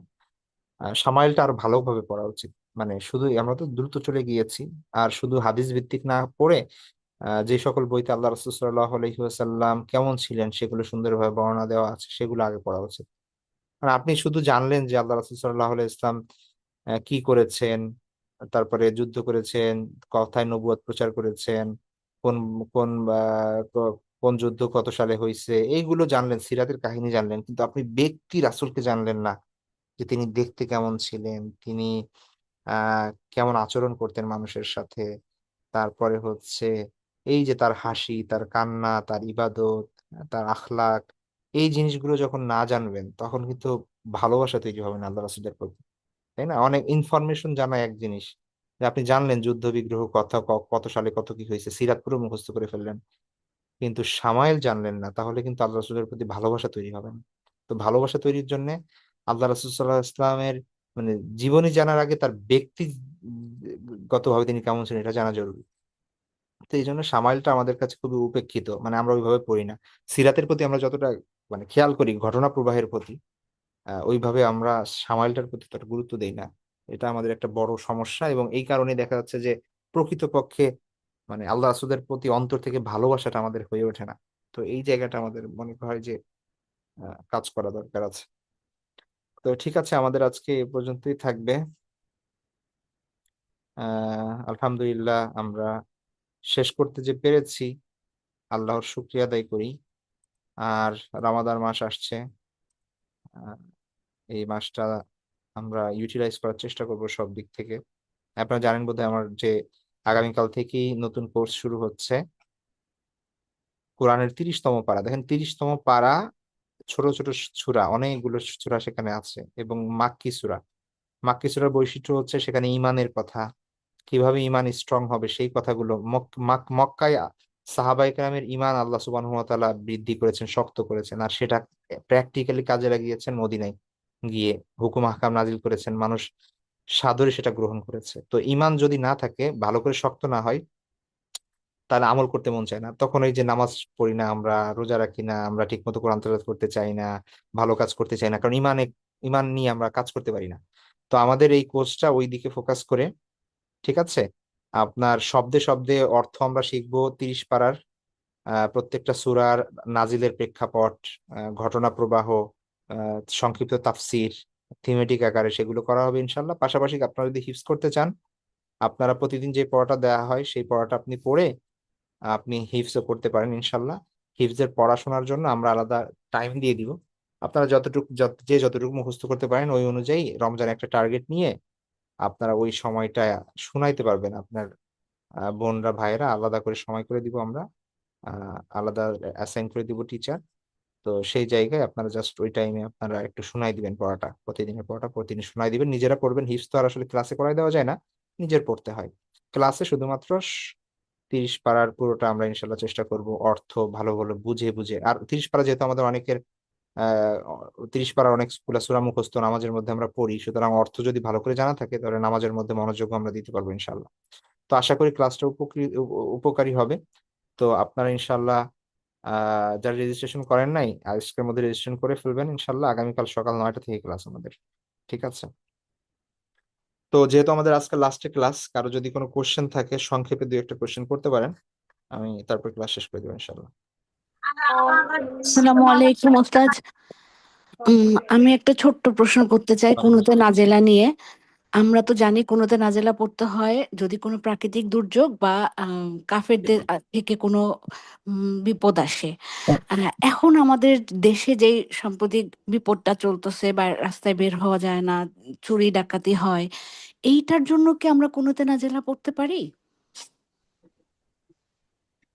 আহ কোন কোন পার্টিকুলার মানে কোন যে নাজেলা যেটা আল্লাহ রাসূল করেছেন সেটা হচ্ছে, দেখেন আপনারা হয়তো বা জানেন কিছু ঘটনা এমন ঘটেছে যে আল্লাহ রাসূল সাল্লাল্লাহু আলাইহি ওয়াসাল্লামের সাহাবীদেরকে মানে নির্মম ভাবে বিশ্বাসঘাতকতা করে হত্যা করা হয়েছে। তো এরকম কিছু ঘটনা ঘটে। তো সেই সময়ে আহ ওই দুর্যোগকালে আল্লাহ রাসূল সাল্লাল্লাহু আলাইহি ওয়াসাল্লাম প্রতিদিন ফজরের নামাজে কুনুতে নাজেলা পড়তেন, ঠিক আছে? তো কুনুতে নাজেলা ফজরের নামাজের মানে দ্বিতীয় রাকাতে রুকু থেকে উঠে দাঁড়িয়ে তখন তিনি পড়েছেন। সহিহ বুখারীতে এবং সহিহ মুসলিমে এই ধরনের বর্ণনা আছে। তো আহ আমরা মনে করি যে কাফের মুশরিক বা জালিমদের পক্ষ থেকে যদি পার্টিকুলার কোনো হুমকি বা কোনো ধরনের আসে, আক্রমণ আসে, বা হচ্ছে আপনার আসমানি এমন কোনো বিপদের মুখোমুখি হয় যেটা আসলে খুবই ডেঞ্জারাস বিষয়, তাহলে সেই ক্ষেত্রে কুনুতে নাজিলা পড়া উচিত, ঠিক আছে? বাকি হচ্ছে আহ এটা যেহেতু একটা সিরিয়াস বিষয়, যে কোনো সমস্যার কারণে এটা পড়ার নেই। ঠিক আছে। আর পার্টিকুলার বিষয় এই ধরনের সমস্যা তো সবসময় থাকে। এখন খবরে একটু বেশি আসতেছে চুরি ছিনতাই যে বিষয়গুলো, এগুলো তো সবসময় চলে। আর আপনি স্পেসিফিক কার বিরুদ্ধে বদদোয়া করবেন? কুরুতে নাজিলা হচ্ছে স্পেসিফিক কারোর জন্য বদদোয়া করো, কোনো জাতির জন্য, কোনো দলের জন্য। তো আপনি এখন কার ব্যাপারে বদদোয়া করবেন? আর এটা সিরিয়াস বদদোয়া, যে বদদোয়া একদম মানে তো আমার মনে হয় না এই জায়গায় করার দরকার আছে। আর এখানে আপনি আপনার বিরুদ্ধে কারা, মানে আলাদা কোনো দল বা এরকম কোনো কিছু তো না। তো আমার মনে হয় না এই জায়গাটাই করার দরকার আছে। যদি এটা কাফের শক্তি হয়, মুশরিক শক্তি হয় এবং ইসলামের বিরুদ্ধে অবস্থান হয়, এমন সিচুয়েশন হয়, আপনি যেমন ধরেন গাজার মুসলমানরা ইসরায়েলের জন্য করে, বা আপনি এই সিচুয়েশনে ইসের জন্য করা, ইসরায়েলের বিরুদ্ধে করা, এই ধরনের জিনিস হতে পারে। কিন্তু এই যে ছিনতাই হচ্ছে, চুরি হচ্ছে, এদের কার জন্য করবেন আপনি? তো এটা আসলে ওইভাবে আমার মনে হয় না যে এই এই জন্য করার দরকার আছে এখন। ঠিক আছে, আর কারো বিষয়? যে আসসালামু আলাইকুম। ওয়ালাইকুম স্যার, আসসালাম। প্রশ্ন করতে চাই যে আমার আব্বা আম্মা দুইজনই বেঁচে নাই, আমরা বোনরা মিলে রোজার মাসে একটা কোরআন এরকম মিলে খতম করি, তাহলে এটা কি ঠিক হবে? দেখেন, এই বোনরা মিলে এগুলো কোরআন খতম করার করতে পারেন চাইলে, ঠিক আছে। ঠিক বেঠিকের প্রশ্ন না, এখানে কথা হচ্ছে যে আপ মানে নেককার সন্তান থাকলে বাবা মা তাদের থেকে উপকৃত হয়। আপনি জি। নামাজ পড়েন, আল্লাহর কাছে আপনার বাবা মার জন্য দোয়া করেন, আপনি কোরআন তেলাওয়াত করেন, আপনার বাবা মার জন্য দোয়া করেন, সাদাকা করেন এবং সেই উসিলায় বাবা মার জন্য দোয়া করেন, ভালো কাজ করেন, বাবা মার জন্য দোয়া করেন, ব্যাস যতটা সম্ভব করেন। কিন্তু এটা ফিক্স করে নেওয়া আমি এটা কোরআন খতম দিতে হবে আর এটাকে মনে করা যে দায়িত্ব শেষ, এরকম না করা। ঠিক আছে, এটার না। সবটা পার্শ্ব প্রতিক্রিয়া আছে আর কি। হ্যাঁ, তো ওটা চাইলে করতে পারেন, বাকি ওইটা নেসেসারি কোনো বিষয় না, ঠিক আছে। জি, আমরা আমাদের মানে করি, করার পরে একটা টার্গেট থাকে এরকম যে আমরা সবাই মিলে একটা কোরআন খতম করবো।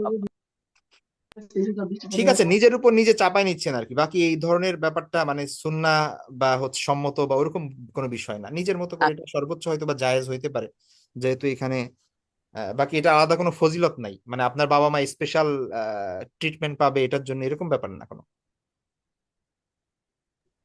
আসসালামু আলাইকুম উস্তাদ, এই জি, ওষুধ হিসাবে কোনো গাছের শিকড় কি গলায় ঝুলানো যাবে? ওষুধ হিসেবে গাছের শিকড় সেটা তো ডাক্তার বলতে পারবে যে ওইটা কোনো না, ইয়ে আছে একটা কিনা। গলাতে কিছু ঝুলানো তো উস্তাদ, শির্ক, তাবিজের মতো আর কি যেটা। তো উনি হচ্ছে মানে এটা ঝুলানো যাবে কিনা একজন আমাকে অনেকদিন থেকে জানতে চাইতেছিল আর কি উস্তাদ জি। তা আমি আপনার ওটা অপেক্ষা যদি করতেছিলাম ওটা ওটা যদি মানে মেডিকেল গুণাগুণ থাকে এবং ডাক্তার যদি বলে যে এটা উপকার আছে, তাহলে করতে পারবেন, সমস্যা নেই। জি। আসসালামু আলাইকুম। স্যার, সামাইলে তিরমিজির মতো কি এই 30তম পারার ক্লাসটা রেকর্ড থাকবে? জি জি, অবশ্যই যে রেকর্ড আমরা থাকবে। ক্লাস মিস করলে পরবর্তীতে আপনি দিয়ে দিলে আমরা রাত্রে ফ্রি টাইমে বসে করতে পারি। জি জি, থাকবে ইনশাল্লাহ, থাকবে। ঠিক আছে, ইনশাআল্লাহ। ঠিক আছে, আর কারো কোনো কোশ্চেন না দেখেন থাকলে আমরা। আরেকটা আছে উস্তাদ, আসসালামু আলাইকুম রহমতুল্লাহি বারাকাতুহু। জি, ওয়ালাইকুম উস্তাদ, আসসালাম। পূজা সম্পর্কে একটু জানতে চাচ্ছিলাম যে মানে আমার এক ছোট বোন কনসিভ করছে উস্তাদ। ও মানে অনেক বমি করে আর হচ্ছে বেবি, মানে ডাক্তার বলছে বেবিটা থাকার জন্য আর কি এই প্রতিদিন ওর ইনজেকশন দিতে হয় একটা করে।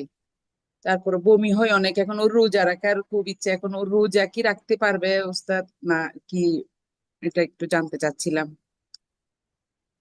দেখেন, আহ মানে আপনার স্পেসিফিক কোশ্চেন কি যে উনি রোজা না রাখলে সমস্যা আছে কিনা, বা জি উস্তাদ, মানে হ্যাঁ রোজা তো রাখতে পারবে না উস্তাদ, মানে ওর বেবিটা টিকে থাকার জন্য প্রতিদিন করে ওর একটা ইনজেকশন দিতে হয় আর আচ্ছা, অনেক বমি ইনজেকশন হচ্ছে। দিলে রোজা ভাঙে না। তবে যদি ইনজেকশনের মধ্যে পার্থক্য আছে, আপনি কোন ধরনের ইনজেকশন, নর্মালি টিকা জাতীয় ইনজেকশনে রোজা ভাঙে না। গ্লুকোজ জাতীয় ইনজেকশন যদি হয়, যেটা খাবারের কাজ দেয়, মানে ওই জি। ইনজেকশন নিলে আপনার ইয়া হয় না, আপনার কি হয় না, মানে ক্ষুধা লাগে না, রোজা। এমন ইনজেকশন আছে, গ্লুকোজ আচ্ছা। জাতীয় যে ইনজেকশন আছে, ওইটা জি। ওইটা নেওয়া মাকরুহে তাহরিমি, ওইটা না নেওয়া উচিত যদি রোজা রাখতেই হয়। আর যদি ইনজেকশন নিতেই হয় জরুরি ভিত্তিতে আর শরীরের সমস্যা থাকে, কনসিভ করা অবস্থায় থাকে, ডাক্তার যদি পরামর্শ দেয় যে রোজা না রাখার জন্য, তাহলে না রাখাই ভালো। আল্লাহ তো আপনাকে জোর জবরদস্তি করতেছে না, আপনি পরে এটা রেখে দিবেন ইনশাল্লাহ। কিন্তু শরীরের ক্ষতি করার তো দরকার নেই। আর যদি সবকিছু ঠিক রেখে রাখতে পারেন তাহলে রাখবেন ইনশাল্লাহ, সমস্যা নেই। জি উস্তাদ, আসসালামু জি আলাইকুম উস্তাদ, উস্তাদ। জাযাকাল্লাহ খাইরান উস্তাদ। আসসালামু আলাইকুম ওয়া রাহমাতুল্লাহ। আসসালামু আলাইকুম, একটা প্রশ্ন করতে চাচ্ছি উস্তাদ। জি জি জি, ওয়ালাইকুম আসসালাম। এই হচ্ছে মহিলাদের ডেলিভারির পরে যতদিন মানে অপবিত্র থাকে, তখন কি তাফসীরের ওই বইটা কি স্পর্শ করে পড়া যাবে? তখন হচ্ছে আপনি, হ্যাঁ, তাফসির ওই বাংলা পড়া যাবে, আরবি না, ইংলিশ পড়া যাবে না। মানে ওটা আপনি টাচ কোরআন, করলে অসুবিধা হবে না? যেমন পাশাপাশি তো থাকে, তাফসীরে তাওজিল কুরআন যেটা আমি পড়ি, পাশাপাশি আরবি থাকে আপনি আর হচ্ছে তাফসির অজু ছাড়া বা অবস্থায় আপনি কি করতে পারবেন, তাফসির ইউজ ধরতে পারবেন, বাকি আয়াত স্পর্শ করতে পারবেন না, আরবি যে আয়াত লেখা আছে সেটা স্পর্শ করতে পারবেন না। ও আচ্ছা উস্তাদ, ধন্যবাদ। জি, আসসালামু আলাইকুম ওস্তাদ। ওই 30 পারার টাইমিং আর গ্রুপ সকাল 10টা, রোজার জি, প্রতিদিন শুক্রবার বাদে। আর কোনো সকাল গ্রুপ 9টা, আছে না? সরি এই 10টা গ্রুপেই বললাম হবে? কি? সকাল এই 9টা। লিঙ্কই হবে? এই লিঙ্কই হবে ওস্তাদ? জি জি, এই লিঙ্কটাতেই লিঙ্ক হবে? তো আপনাদের দিয়ে দাও, আপনারা রেজিস্ট্রেশন করলে আপনাদেরকে না, হোয়াটসঅ্যাপে যে ওই গ্রুপে অ্যাড করা রেজিস্ট্রেশন হবে। ইনফরমেশনটাই জানতে চাচ্ছিলাম। হ্যাঁ, আপনি কোনো গ্রুপে আছেন আমাদের? জি জি, এই গ্রুপেই তো আছি। তো এই গ্রুপে হোয়াটসঅ্যাপে দেখেন, ওই গ্রুপে লিংক দেওয়া আছে, রেজিস্ট্রেশন লিংক জি, দেওয়া আছে, আচ্ছা, হ্যাঁ, 30 ঠিক 23 আছে পারা ওই ওস্তাদ, কোর্সে। ঠিক তো আছে, ওই ওকে। রেজিস্ট্রেশন লিংকটা পূরণ করলেই হবে, আপনাদের জি কাজ জি, অ্যাড ইনশাল্লাহ। করে নেওয়া হবে ইনশাল্লাহ। আর থ্যাংক ওইখানে ইউ। সব লিংক পেয়ে যাবেন। জি, ইনশাল্লাহ, শুকরান। আসসালামু আলাইকুম ওয়ালাইকুম আসসালাম রহমতুল্লাহ। উস্তাদ। আমাদের কতটুক পরিমাণ সম্পদ রেখে যেতে হবে যে সন্তানদের জন্য, যে আমার আছে অনেক, যে কতটুকু আমি দান করতে পারবো? কারণ নবীর রাসূলরা তো করেন নাই। ভাই, এটার কোনো ইয়া নাই। মানে আমার যত খুশি আমি না, দান করে যেতে পারবো? আপনার সম্পদ আপনি যা খুশি করতে পারেন, হারাম হারাম পন্থায় যেন ব্যয় না করেন, সেটা দেখতে হবে। না না না, মানে ওরকম নাই যে আমার এই সম্পদ আমার সন্তানকে এতটুকু দিতে হবে আর এতটুকু আমি আপনার দান। সন্তান আপনি কি করবেন সেটা আপনার ব্যাপার। আপনার সন্তান তখনই পাবে যখন আপনি মৃত্যুবরণ করবেন, মৃত্যুর পরে হচ্ছে এটা তার মালিকানায় যাবে, ওয়ারিশ হিসেবে বণ্টিত হবে। আপনি জীবিত অবস্থায় তো এটার কোনো হিসাব নাই। জীবিত অবস্থায় এই যে সম্পদ আপনার, আপনি সেটা হালাল অবস্থায় ব্যয় করবেন। তবে অবশ্যই এটা যে আপনার যদি মনে হয় যে আপনার সন্তানরা আহ তারা মানে নিঃস্ব অবস্থায় আছে এবং আপনি তাদেরকে আপনি সকল সম্পদ দান করে দিলে দেখা যাচ্ছে যে তারা কষ্টে পড়বে, তো সেই ক্ষেত্রে তো নিজের সন্তান কষ্ট পড়বে এটা তো আর কেউ চায় না। কিন্তু এটা ধরাবান্ধা এমন কোনো নিয়ম নাই যে আপনি দান করতে পারবেন না বা এরকম কিছু। আচ্ছা, আরেকটু তবে আরেকটা বিষয়, তবে যদি আপনি দান না করে যদি ওসিয়ত করে যান, যে জাস্ট বলে গেলেন যে আমার মৃত্যুর পরে আমার সব সম্পত্তি তোমরা দান করে দিও, মানে আপনি জাস্ট ওসিয়ত করে গেলেন, দান করে যান নাই, তো সেই ক্ষেত্রে নিয়ম হচ্ছে যে 3/1 আপনার দান করা হবে, আপনার ওসিয়ত পূরণ করা হবে 3/1 দিয়ে। ও আচ্ছা, আর গোল্ড, আমার গোল্ড? গোল্ড সম্পদের অন্তর্ভুক্ত, সবকিছু সম্পদের অন্তর্ভুক্ত, স্থায়ী স্থাবর অস্থাবর সকল সম্পত্তির মালিকানাই আপনার উত্তরাধিকারীর মধ্যে চলে যাবে যদি আপনি ইন্তেকাল করেন। আচ্ছা, জাযাকাল্লাহ খায়রান। ঠিক আছে, ভালো থাকবেন সবাই। আসসালামু আলাইকুম ওস্তাদ, আমি একটা প্রশ্ন করতে চাচ্ছিলাম।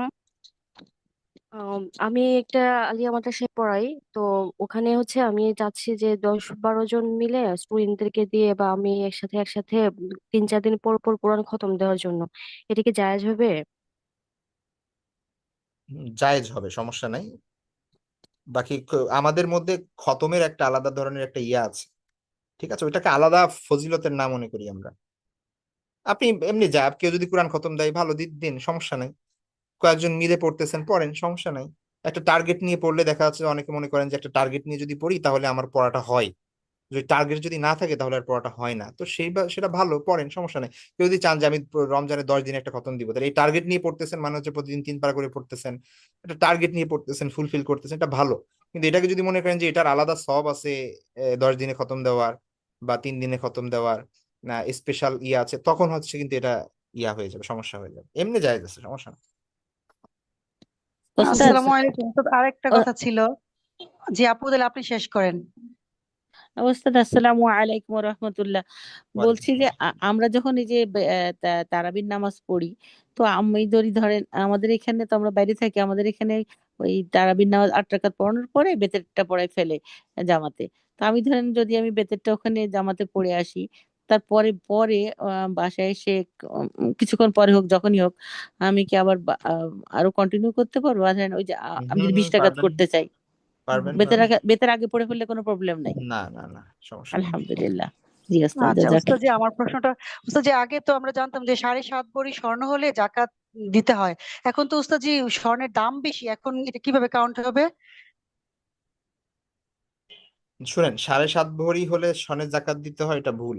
যদি আপনার কাছে শুধু স্বর্ণ থাকে আর কিছুই না থাকে, তাহলে জি। 7.5 ভরির হিসাব। কিন্তু আপনার কাছে ও যদি ক্যাশ আচ্ছা। থাকে প্লাস স্বর্ণ থাকে, তাহলে ওই দুইটা মিক্সড হয়ে তখন অন্য হিসাবে চলে যাবে। ধরেন আপনার কাছে 10,000 টাকা আপনি ব্যাংকে ফেলে রাখছেন, এটা আপনার অলরেডি সেভিং আছে, মানে নগদ টাকা থাকা মানে হচ্ছে আপনার কাছে প্রতিদিনের বাজার খাওয়ার টাকা, ওটা আলাদা।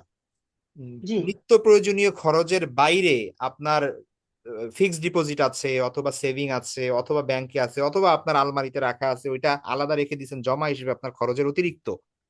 এটা 5,000 টাকা হইলেও 10,000 টাকা হইলেও যদি আপনার স্বর্ণ থাকে অল্প একটু, 3 ভরি 2 ভরি, তাহলে এই টাকার সাথে ওইটা মিলে এক হয়ে তখন এই দুইটা মিলে আলাদা নেসাব হবে, সেটা হচ্ছে রূপার নেসাব। 52.5 ভরি রূপার যেই দাম, জি। সেই দামের যদি হয়ে যায় তাহলে আপনার জাকাত দিতে হবে। ও আচ্ছা ওস্তাদ জি, আলহামদুলিল্লাহ আলহামদুলিল্লাহ, জানলাম ব্যাপারটা। জি। জি। আচ্ছা উস্তাদ জি, ওই আমার মনে করেন কিছু টাকা কারো কাছে আমি ধার দিছি, আমার কাছ থেকে টাকা নিছে, তো ও টাকাটা উনি পরে দিবে, ও টাকার কি জাকাত আমি দেবো? হ্যাঁ, দিবেন।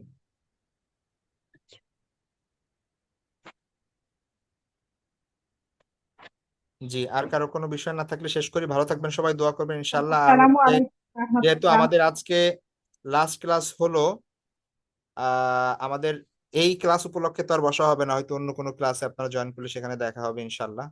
তো আমাদের একটা জার্নি ছিল কয় মাসের। আহ আমার কাছ থেকে যদি কোনো ধরনের ভুল ত্রুটি হয়ে থাকে ক্ষমা প্রার্থী আমি, আপনারা ক্ষমা করে দিবেন। আর অনেক সময় ক্লাস নিতে পারি নাই বিভিন্ন ব্যস্ততার কারণে, বা যেভাবে নেওয়া উচিত ছিল সেভাবে হয়তোবা নিতে পারিনি, সেজন্য দুঃখিত। অন্তর থেকে মাফ করে দিবেন, দোয়া করবেন। আর সবার রমাদান সুন্দরভাবে কাটুক, আল্লাহ সুবহানাহু ওয়া তাআলা তার রহমতের চাদরে আমাদের ঢেকে নিন, সবার গুনাহ ক্ষমা করার অ্যাবিলিটি দিন আমাদেরকে, সেইভাবে যেন আমরা ইবাদত করতে পারি, ক্ষমা প্রার্থনা করতে পারি। আল্লাহ সেই তৌফিক সবাইকে দান করুন। ভালো থাকবেন সবাই, দোয়া করবেন। আল্লাহ হাফেজ। আসসালামু আলাইকুম রহমতুল্লাহি ওয়া বারাকাতুহু। ওয়ালাইকুম আসসালাম রহমতুল্লাহ।